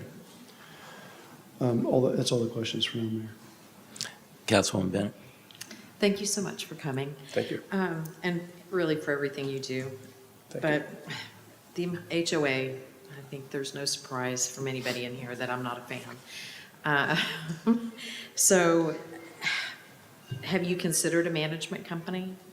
Well, I think the benefit of having the HOA is that you get people that are living in the community on the board of the HOA. And if we consider a third-party management company, then we're truly outsourcing it, and potentially those residents in the community don't have a say. Good answer. So do you know what the dues are going to look like? I mean, if you're looking at a $400,000 to $500,000 unit and then dues on top of that, it's really out of touch. Yeah, for of a lot course. of the middle housing, the missing middle that we're looking at. Sure. Yeah, we're trying to, look, our goal is to make this as cost-effective as we possibly can. We've stepped out, and done some untraditional things that we've done, traditionally done in our community as far as single-family, to try to improve other parts of Farmers Branch as well. And this is another project that we see great opportunity for. Some of that stuff, I don't have all those answers ironed out yet because, we're still trying to understand when we can break ground. And so, some of that stuff kind of flashes its way out as you move forward. Okay. Well, I'm going to go back down to that west side where the trash is. Sure. What is the parameter, the distance between your mailboxes, your trash containers, and I don't really honestly care if it's a rental property for the duplex. I mean, that's still a resident, and they're going to be next to a trash can. Yeah, there's a little bit of clarification on this, and Tom, Okay. I'm not sure if you recall, but this is actually your mailboxes are Okay, in this thank you. location right here. So the mailboxes are actually Okay. I located forgot. here. And then at one point, I know there was talk of doing a dumpster, but then cart service was We the go back and alternate. forth on it. Yeah, so cart service is, the fact that this isn't gated, dumpster vehicle can actually drive through here and just do cart service and not have to worry about an actual trash container. Where So it isn't a trash container. there won't be. So my apologies, we've been back and forth on a lot of this. Okay. It's gonna be cart service. So a dump truck will actually go through, pick up trash through this area. just like it would in a single-family residential. Okay. neighborhood. Okay, thank you, that's all. Council, I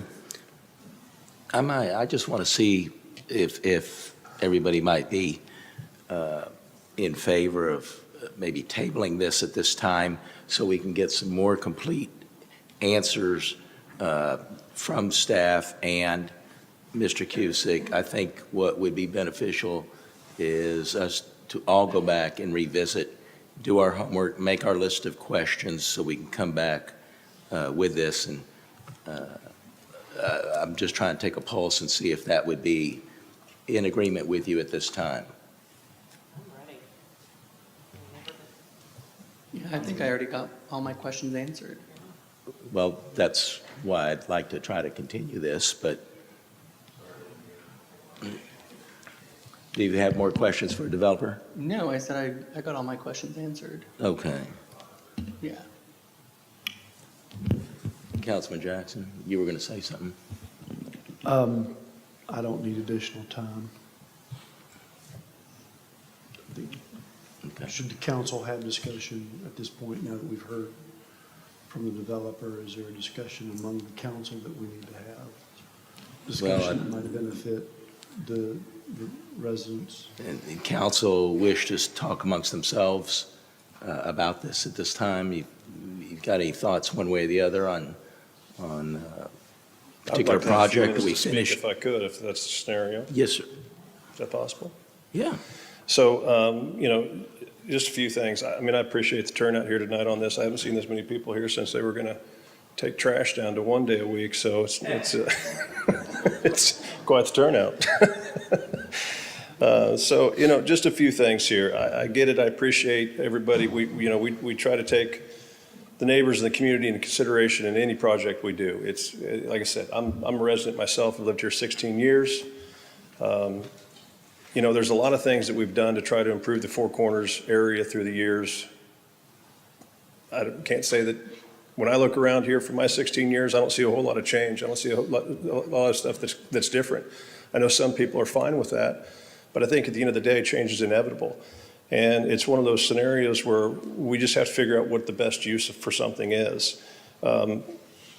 This potential townhome it's a $30 million project that we're talking about in an area that hasn't seen that type of stimulus in quite a while. I mean, if you want to consider the townhomes overlooking Marshall's barbecue, fine. But I think at the end of the day,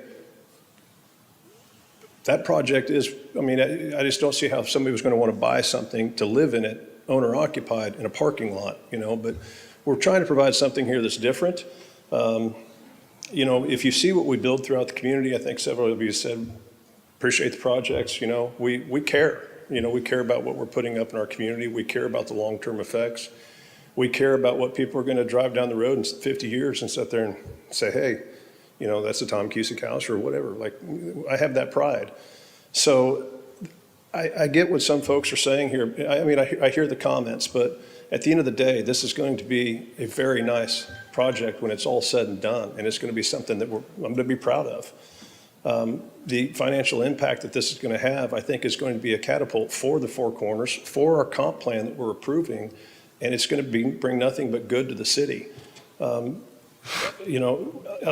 some of our other folks who are up here we're talking about, those current units that I own right there, I've got 2 tenants out of 6 units. 4 of them are uninhabitable. The plumbing in that former Edwards Jones building is broken right now, and that's not usable either. And it's not something that we're looking to go in and make drastic repairs or sit there and say, oh yeah, we're going to go in and make an investment to renovate this project. If you look at the current topography of the projects around there, one of the ladies that was here speaking earlier, one of those units, the reason why I have mold issues in it, why I do, is because the amount of water that comes down, it hits this alley, which is technically not an alley, it is a grading and drainage utility, a drainage and utility easement per plat. It's not an alley, it's a drainage easement. And it comes off the back of that drainage easement. We had some folks talking about the amount of concrete this is going to add. There's already concrete that's flowing into the back of these duplexes. So, we've talking about, Farmers Branch has been talking about a 15-minute neighborhood. This helps lead towards that. Everything that the city council's been talking about for CB01 to CB06, this hits every one of those, all 6 of those. This project does, for something that you guys have for one of your goals. We talk about the brand of Farmers Branch of what we want it to be. And respectfully, some of those townhomes, when you drive, the duplexes, excuse me, when you drive down through there, they're not the prettiest thing on the block. And is that what we want our brand to be? Or do we want our brand to be, hey, we're open to new developers, we're open to new opportunity, and we want to change our city for the better.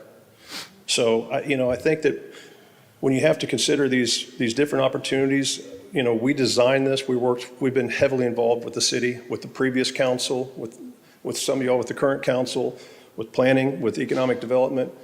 We spent a lot of time, a lot of effort. We've got a lot of costs in acquisition to get this dirt purchased. And I think at the end of the day, it's something that we can all be proud of in our community when it's all said and done. So I would appreciate support on this. And I think at the end of the day, we'll all be really pleased with the project. Thank you, Mr. Cusick. I appreciate it. I guess I have the opportunity to say something. And, we just went through a comprehensive plan study, and many residents talk about wanting to change the 4 corners. They want transformation. Well, change is difficult when you've lived here for 20, 30, 40 years. You're just used to the status quo. And so somebody comes in wanting to invest their money to change our community. Same thing was said about the west side of our city, the Mercer Crossing area. I even heard people begrudge a developer for making money on the west side of our city. Somebody, please don't do that. I wasn't disrespectful when you were talking. We had a developer come in on the west side of the city and invest $85 million of his own money to make our city better. And what do you have out there? You've got over $1 billion worth of improvement, $1 billion worth of homes and multifamily that's gone in out there. So, and I don't think our city failed in that regard. The only thing we have to do better as a city is make sure that the people who live on the west side of the city feel like they're part of Farmers Branch. It's not a separate city out there, they're part of Farmers Branch. And that to me is very important.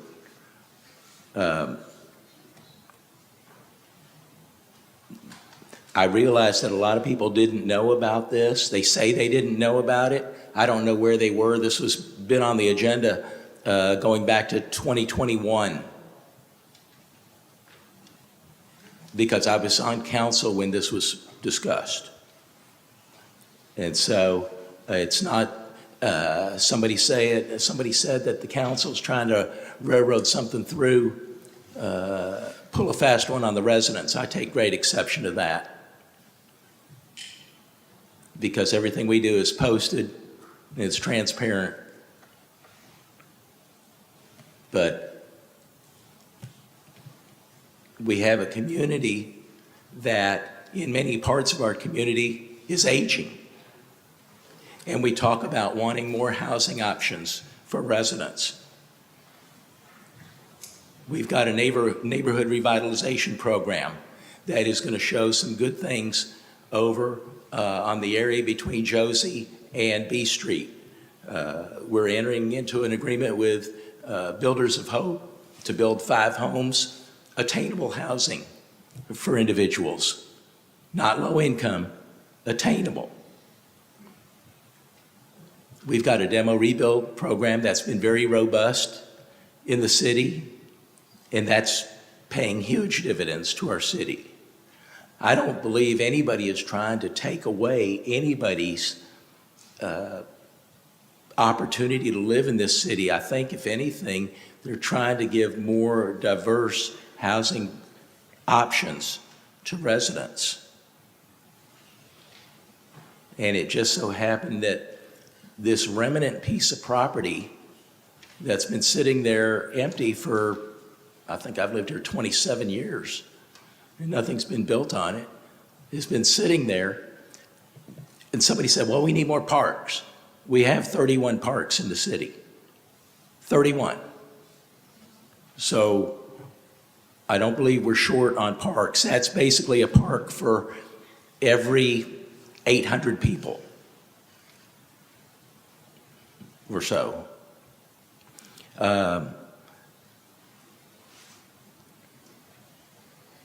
Obviously, this is the council's decision to move forward one way or the other on this. And, I don't know what happens if this doesn't get approved. Does that property sit there dormant again for many more years? Just doing what? We'll spend our tax dollars mowing it, but I don't see people over there necessarily using it as a parkland. They're not doing that now. They've got park right across the street. It's called Rawhide Park. That big green belt that runs through there. So I think, if anything, this is probably worth more discussion. I don't want to myself rush into any judgment on this thing, but if council seems like they're ready to vote on it, then we can certainly do that. Yes, sir. Can I have a couple minutes? You may. And just general, question to city staff. So why was the land not put up to see what the best price we could get for it?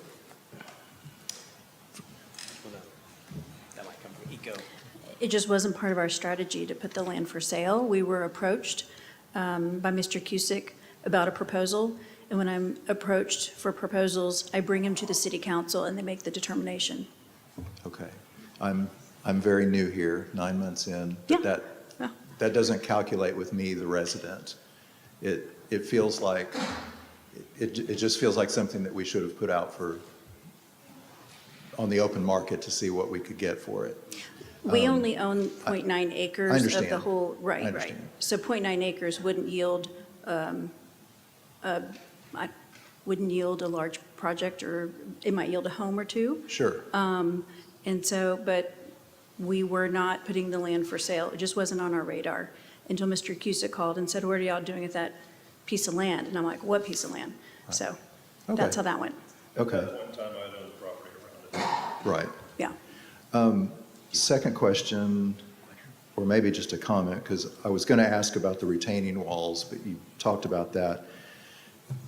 So one of the things I've heard from lots of residents was 3 stories, and now if we're putting it on top of a 12-foot at one point wall, we're now talking a 4-story building, which is even more problematic, I think, for a lot of the residents.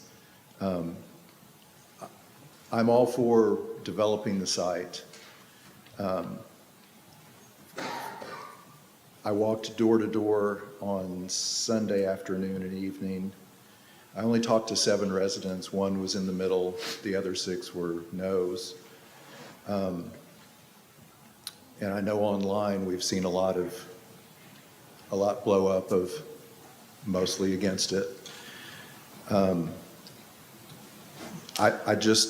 I would like to see something done here, but when I consider that it will appear to be 4 stories tall right up against that green belt, for all the people across the way looking at it, and even the people walking the sidewalk or the trail there on the park on that side, on the golfing green side, it just seems far too much for that small area, in my opinion, and that's what most of the folks I've talked to have said. So again,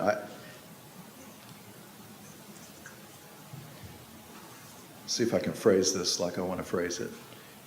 I think that the city could do better. I know we have a 200-foot notification, but I think that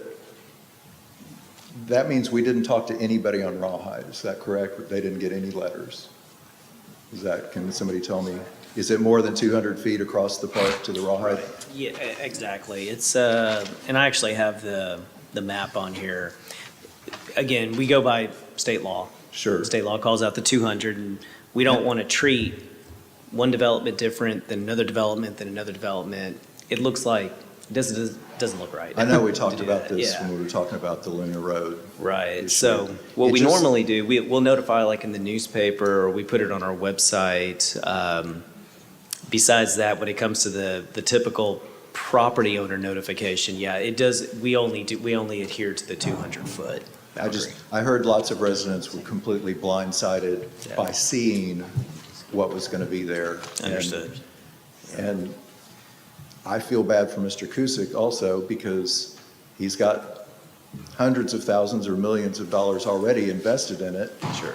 And it just does not seem right for that. And if this is what our comprehensive plan says, then I think we need to change our comprehensive plan somewhat.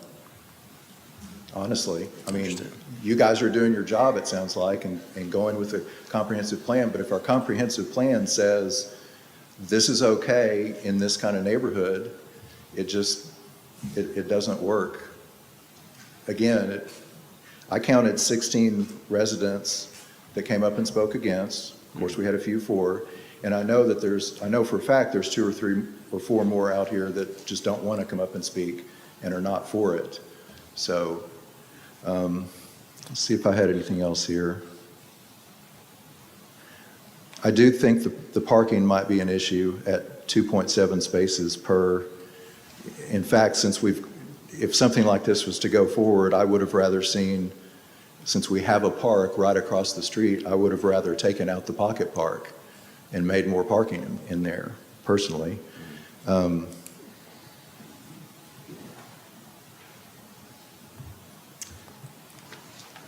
Yeah. Go ahead. Oh, no, well, I was No, just going go. to say, like, within our typical zoning ordinance, again, I don't have a defined parking ratio for townhomes. Right.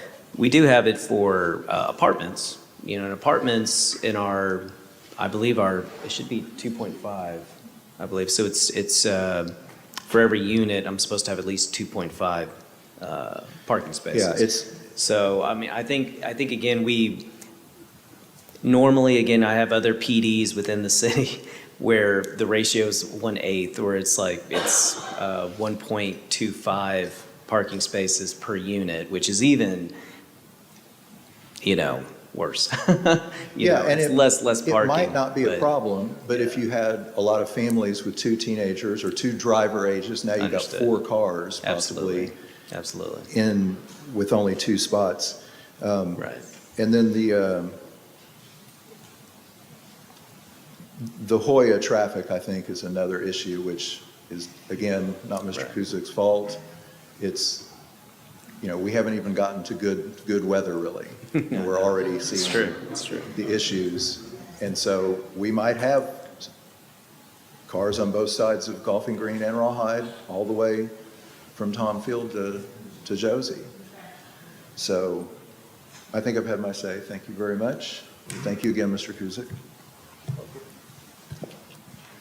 So again, if you didn't want to say no tonight and send everybody away, we could table this, have discussion with the developer to see if there's anything else that would be acceptable. I'm looking for a way to not necessarily get this approved in the current form and fashion, but to get something else there that's more acceptable to the public and have that ongoing discussion. So that's what I put to council. Councilman Merrick.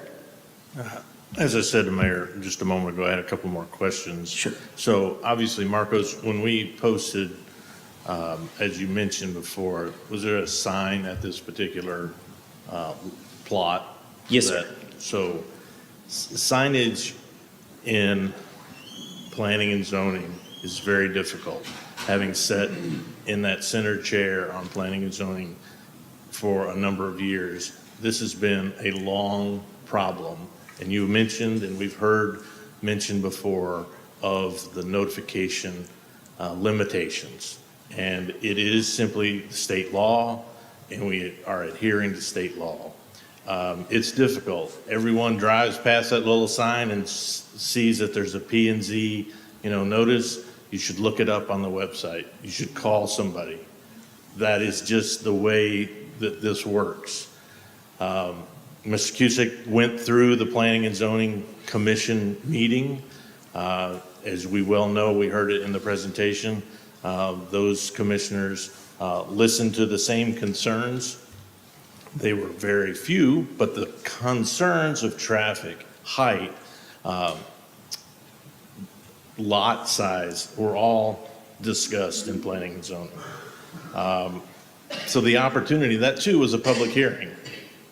And so the opportunity for residents to vet their concerns at that time were there. You have to understand the process. We all learn the process sometimes on the fly, but we have to learn the processes. We may not like the processes, but I think what we have here, I'm a big fan, as many know, of the comprehensive plan. And having a new plan, as we saw in one of the slides, Marcos, that you put together, the change in that particular lot, plat, is negligible to none. So this is nothing new in that particular space. We are a changing city. There are a lot of positives that I see here about this particular project from both sides, if you will. We've talked about the economic impact. We're not gaining a lot of tax dollars on the properties that we have there. We expect to gain more tax dollars on the finished product when it all comes online. I do have concerns about the HOA. I just do, based on sitting in this chair and hearing the concerns of residents in HOAs where they have to pony up millions of dollars to fix their streets.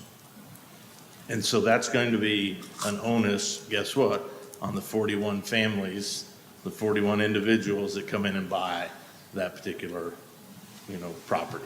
They're going to have to deal with that over time. I hope they're aware of it. Again, understand the process, know what you're buying into. So from a build time perspective, and you answered this during the planning and zoning meetings, if you were able to get a green light and move forward, help me understand your build time for this particular project. Sure. So we, our goal right now, at this point in time, like I said, aside from 2 units, everything is vacant at this point. So the goal would be, with approval, to start moving dirt, getting roads, getting that infrastructure, utilities all put in, and potentially be able to go vertical with some units by the end of this year. Worst case, Q1 2025. If I remember correctly, and I'm paraphrasing the answer during planning and zoning, you thought you could be done in a 2-year window. Is that a fair? Yes, that's fair. Yep. So a fair summation. Thank you. Marcos, I have one other question for you, if I could, please, sir. Typically, we did not do a traffic impact analysis. We talked about that. But help us understand the general traffic travel trips from a particular location. These are numbers that you and I know exist for general cases. So what can we multiply here? Do you happen to have that in your bag of tricks, if you will? Well, obviously you have to assume that, and everything has a 3-bedroom, right? So, and I don't want to speak, I'm not a traffic engineer by no means. So when they look at this, obviously you could probably assume at least a car per bedroom. You can assume that.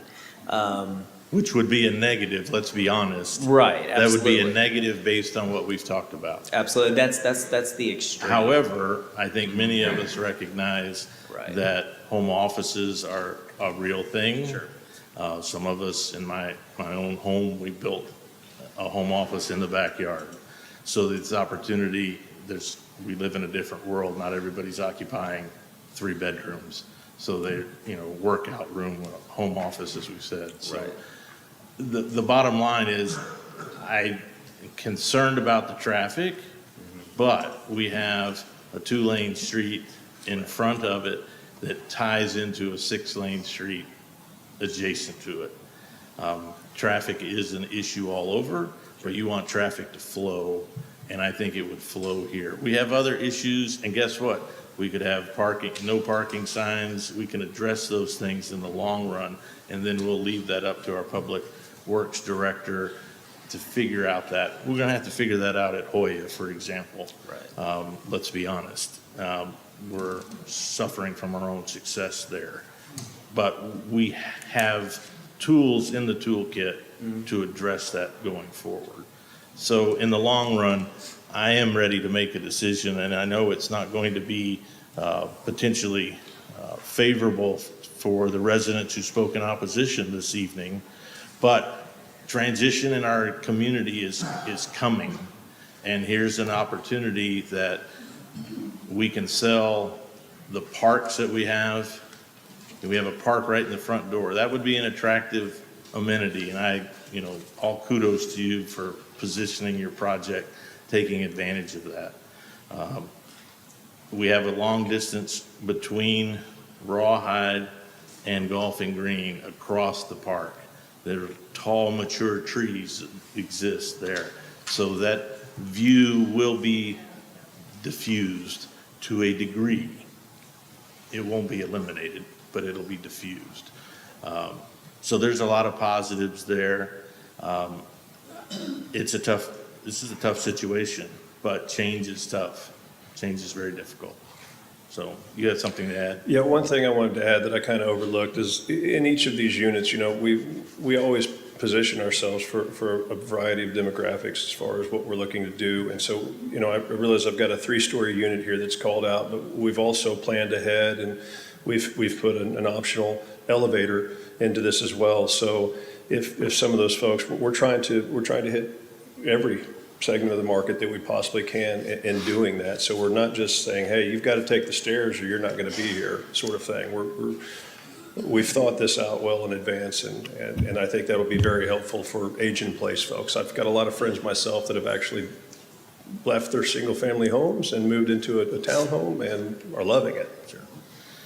And I will say, on this particular side of Golfing Green, we have duplexes as well.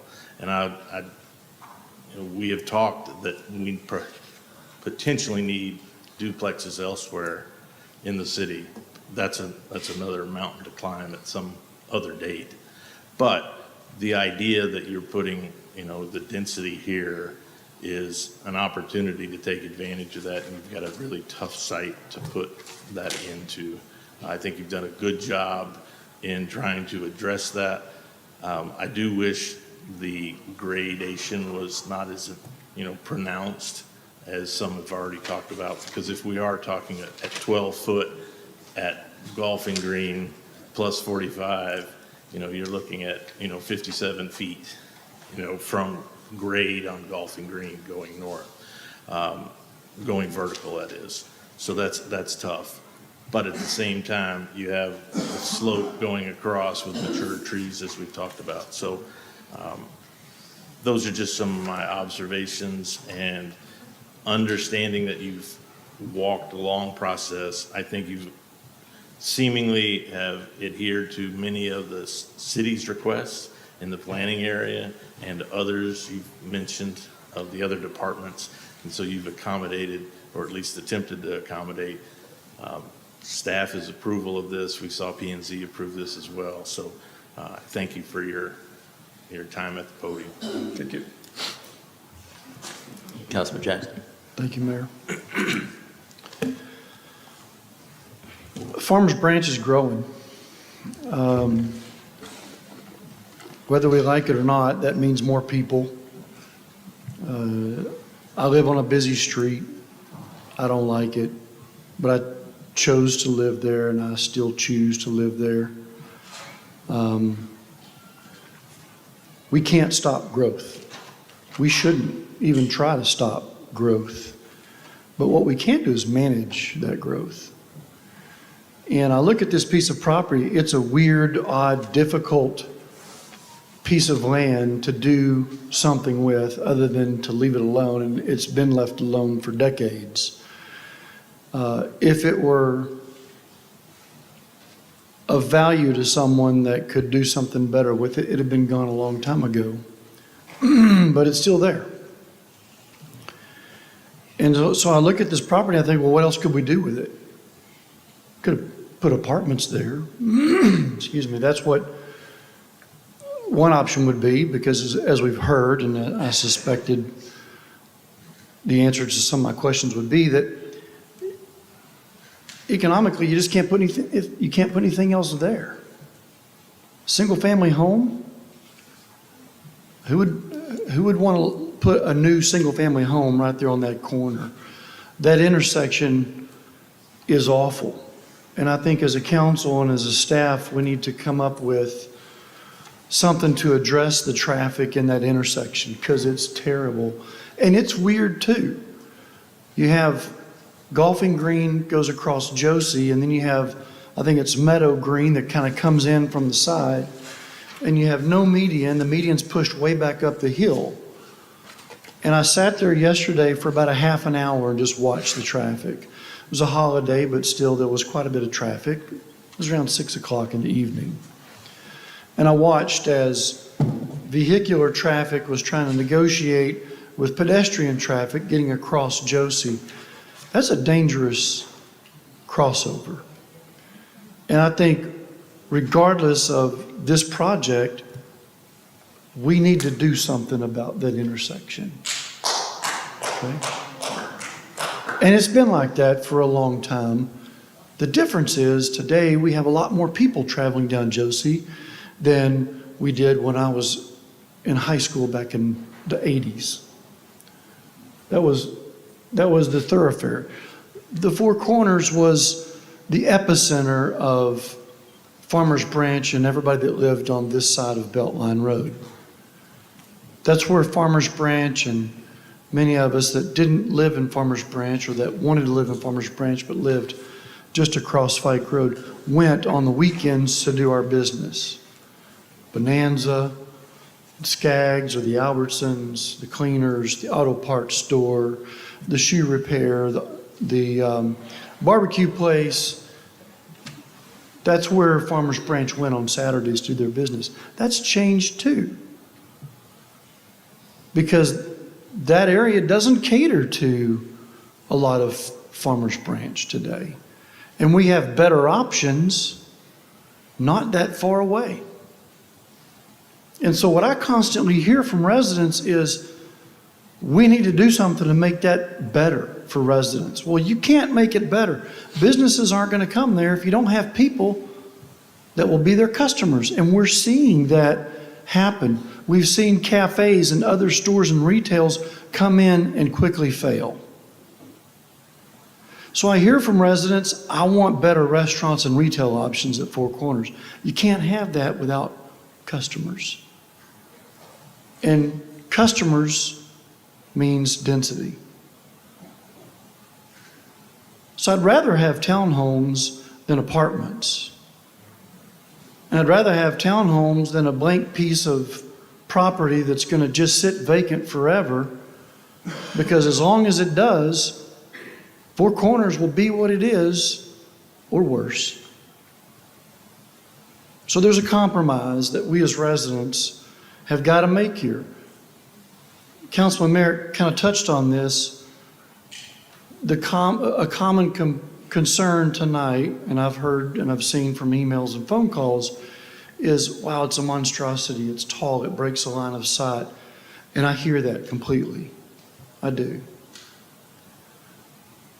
But this is an ideal area for this type of a project. To the south, the people in this property are going to be looking at commercial property. So they're not disrupting a residential neighborhood in that way. Think of Vitruvian Park. How they built 6- and 7-story apartments, not townhomes, but apartments. And every one of those people can look right down in the backyards of Brookhaven Country Club homes. Thank God I didn't buy that house on that little cul-de-sac 10 years ago.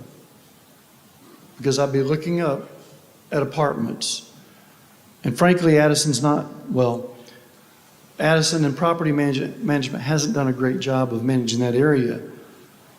And so the type of traffic that area gets would have made it even worse.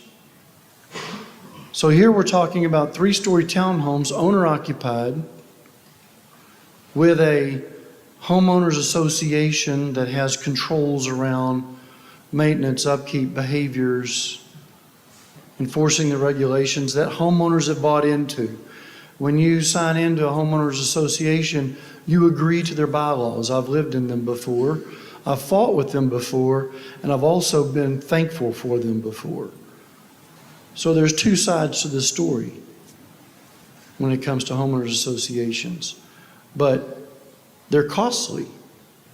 So you have owners moving in here, they're going to pay a $400,000 to $500,000 price tag. I don't know if that's considered missing middle housing income levels or not, but income aside, this is a type of housing that's somewhat missing in our community. It's a type of a housing accommodation that people are desiring in cities, highly desirable cities like Farmers Branch. And so I feel like it fits. It fits really well.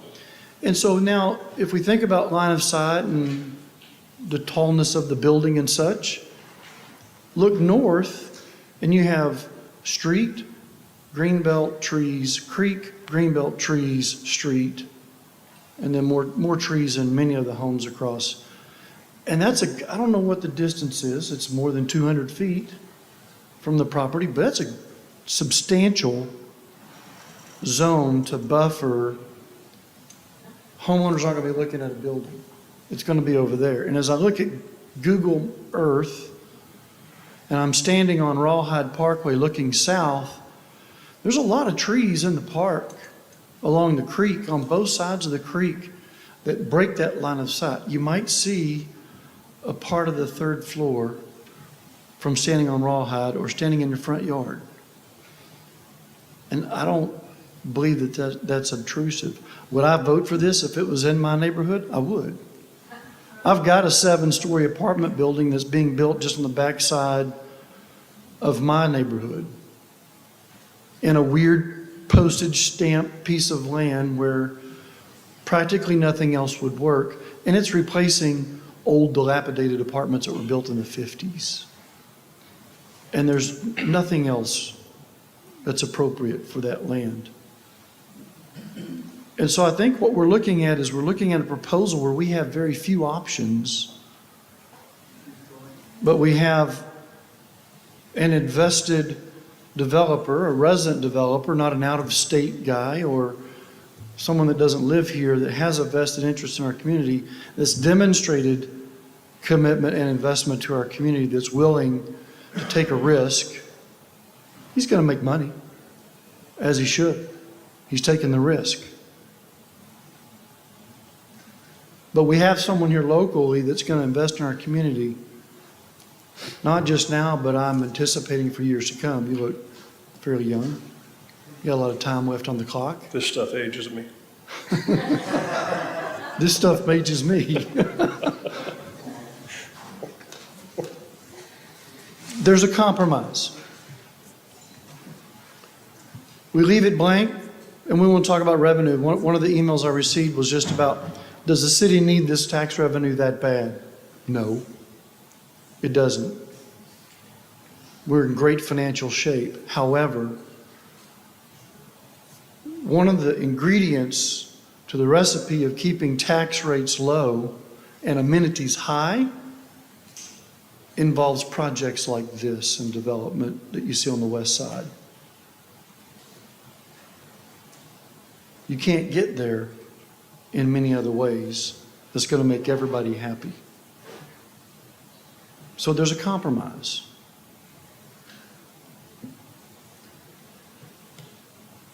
I hear from residents, no more apartments.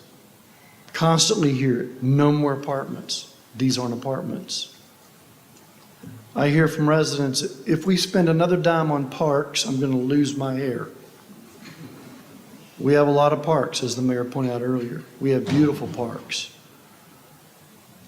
Despite some of the headaches that Hoya has presented, we have beautiful parks. And now all of a sudden I hear from people, well, let's just make this a park. We're trying to balance what residents want up here. It's not an easy job. So the last thing I want to say about this particular property, other than I want to emphasize, we need to focus on that intersection at Golfing Green and also Rawhide Creek Parkway and traffic coming down Josie from the north to the south. That whole area in there needs to be re-engineered and addressed for public safety purposes and for walkability, bikeability, beautifying the use and enhancing the use of that park. This is a catalyst project. In my mind, it's, again, the ideal project for this piece of property at this location. The plan to expand this down Golfing Green would add no more people that are on Golfing Green now than what's on Golfing Green now. There's already duplexes there. There would be townhomes there. Maybe they go, I don't know if some of those properties are 3 bedrooms or they're 2 bedrooms now, but we wouldn't be adding more people if Mr. Cusick or other developers were successful in purchasing the rest of those properties down to Hoya Park. And as we get to, it's Epsfield Road, we have new parking sign ordinances in place that we put in place for pickleball. We should do something like that for those residents on Golfing Green down there that park yesterday was insane. It was 6 o'clock and it was full of kids and there were cars. I thought I was cruising Forest Lane again back in the 80s. It was stop and go traffic all up and down that road. So that's another issue that needs to be addressed.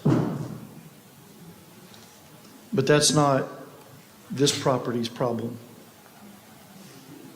So if you haven't gathered by now, I'm supportive of the proposal. I'm supportive of the rezoning and the project as it's been proposed.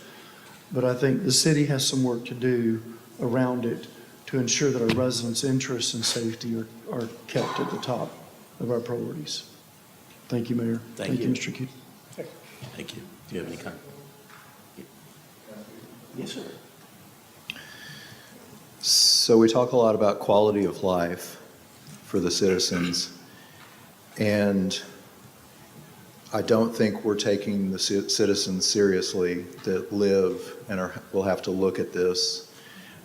I don't think the trees in the park block the view across the way nearly as much as my council members have said. I was over there Sunday night, and you can see most of that. As far as the density argument, helping the Four Corners area, I can see that to a point, but in the end, it's the businesses that are there that have more to do with whether they draw customers or not. That has more to do than density, and I'll give you a great example, is Cadillac Barbecue, which has out the door around them every day they're open. And tell me how many residents live near there. There's a few across Midway in those complexes.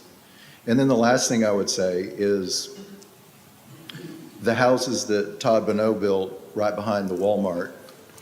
There's 5 houses there, I believe. They're about 0.12 acres. I looked one up a minute ago on each one. How many of those could we put in on these, what is it, almost 2.5 acres I think we're talking about here? I would much rather see something like that that goes with what's there already.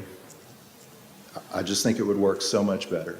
And I think we would not be disappointing several hundred residents that live on Golfing Green and Rawhide. So thank you again for letting me speak.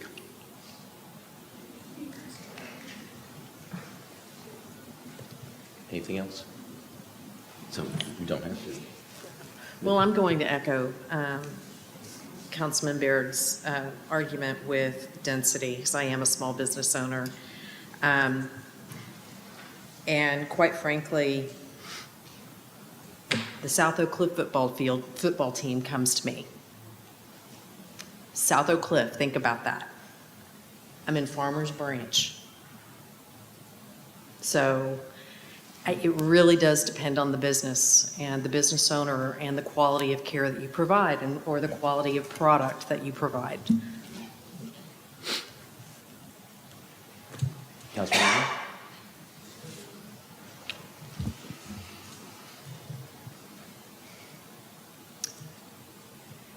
I think as I try to rationalize, this development here, I'm reminded of an exercise that many of us as young children had to probably do at some point. And I feel like we're trying to fit a square peg into a round hole. And as much as I try to see the bright side in this, I just have a lot of concerns, many of which are with the cost of the HOA. I mean, I'm just thinking of what my neighbors have to pay for HOA, and they're not responsible for maintaining the roads. They pay $600 a month, plus an additional assessment because insurance just went up of $300 a year. And that doesn't include any of the maintenance for the road. So, I feel like the definition of insanity is doing the same thing again and expecting a different result. And we've seen what happened in the Oakport community where they're responsible for their roads. And, 50 to 75 years from now, those residents are going to come to us and say, the council back in 2024 made a bad deal for us. That's what we're hearing now. So I struggle with that. I struggle with permitting something like that from happening again. I just struggle with the project. Thank you, Councilman. Let me just clarify one thing. Marcos, I think it was said earlier that the street in the development would be built to city standard, correct? Well, so the street is actually constructed to basically fire lane width. Say that again? As a private street, it's only built to 24 feet wide. I'm not talking about the width. Well, let's talk about the depth of the street. Mm-hmm.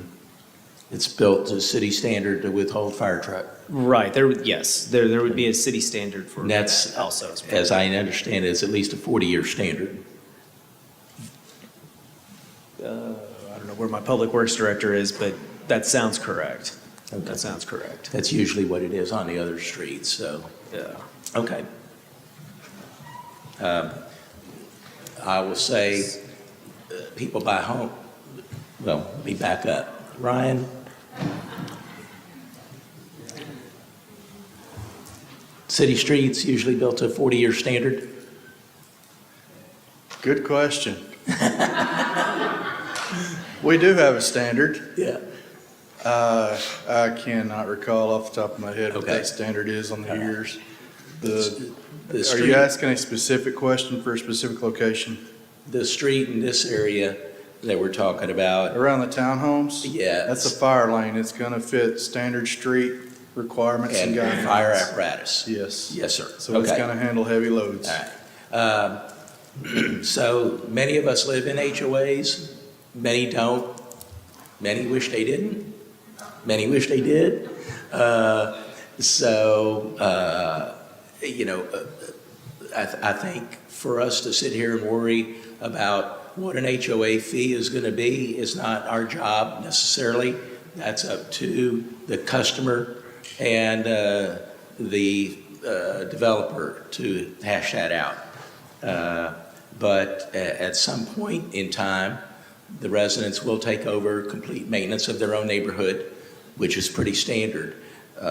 So I'm not seeing the HOA fee as necessarily an argument that makes or breaks a situation for me.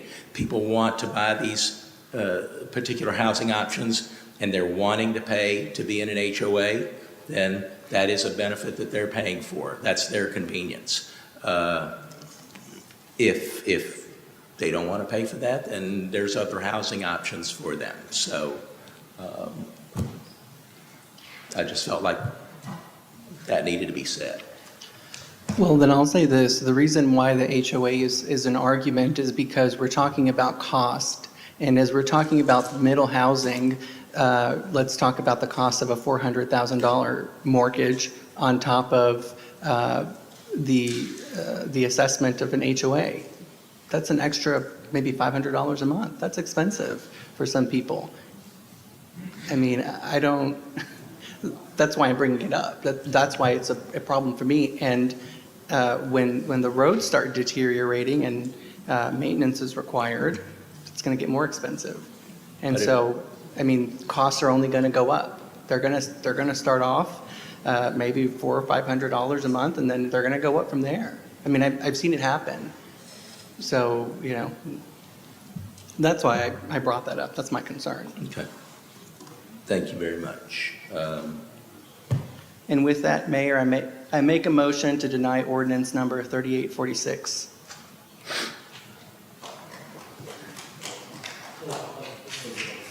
And to close the public hearing.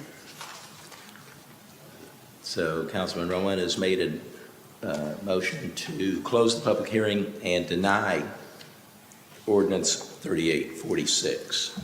I'll second that.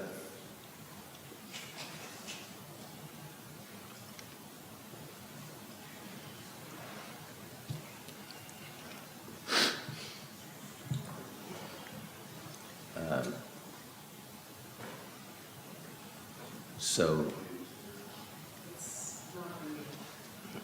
hold on. No, it's reading, it's just not reading as If you vote yes, you're voting to deny. Yes, it's not. Do you understand?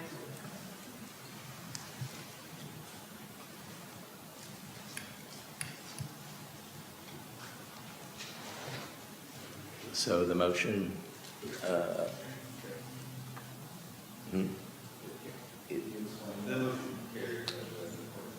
motion carries. So the motion, as it was presented, was to deny 3846, and that did carry. So 3846 was denied.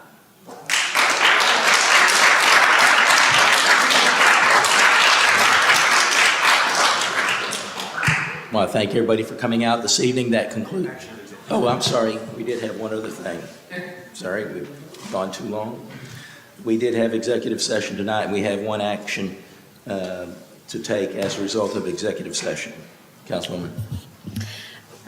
I make a motion to move to authorize the mayor and city manager to negotiate and execute on behalf of the city an agreement with CFBISD for the donation of 2580 and 2590 Valley View Lane to the city of Farmers Branch, Texas, and to take any other necessary action to complete this transaction.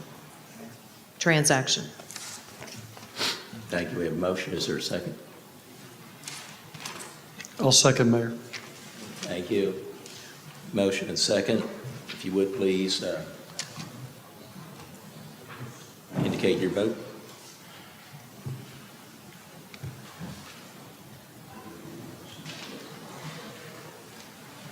Motion passes unanimously. Okay, now, thank you very much. Thank you all for coming out this evening. That concludes our business for this evening. Thank you.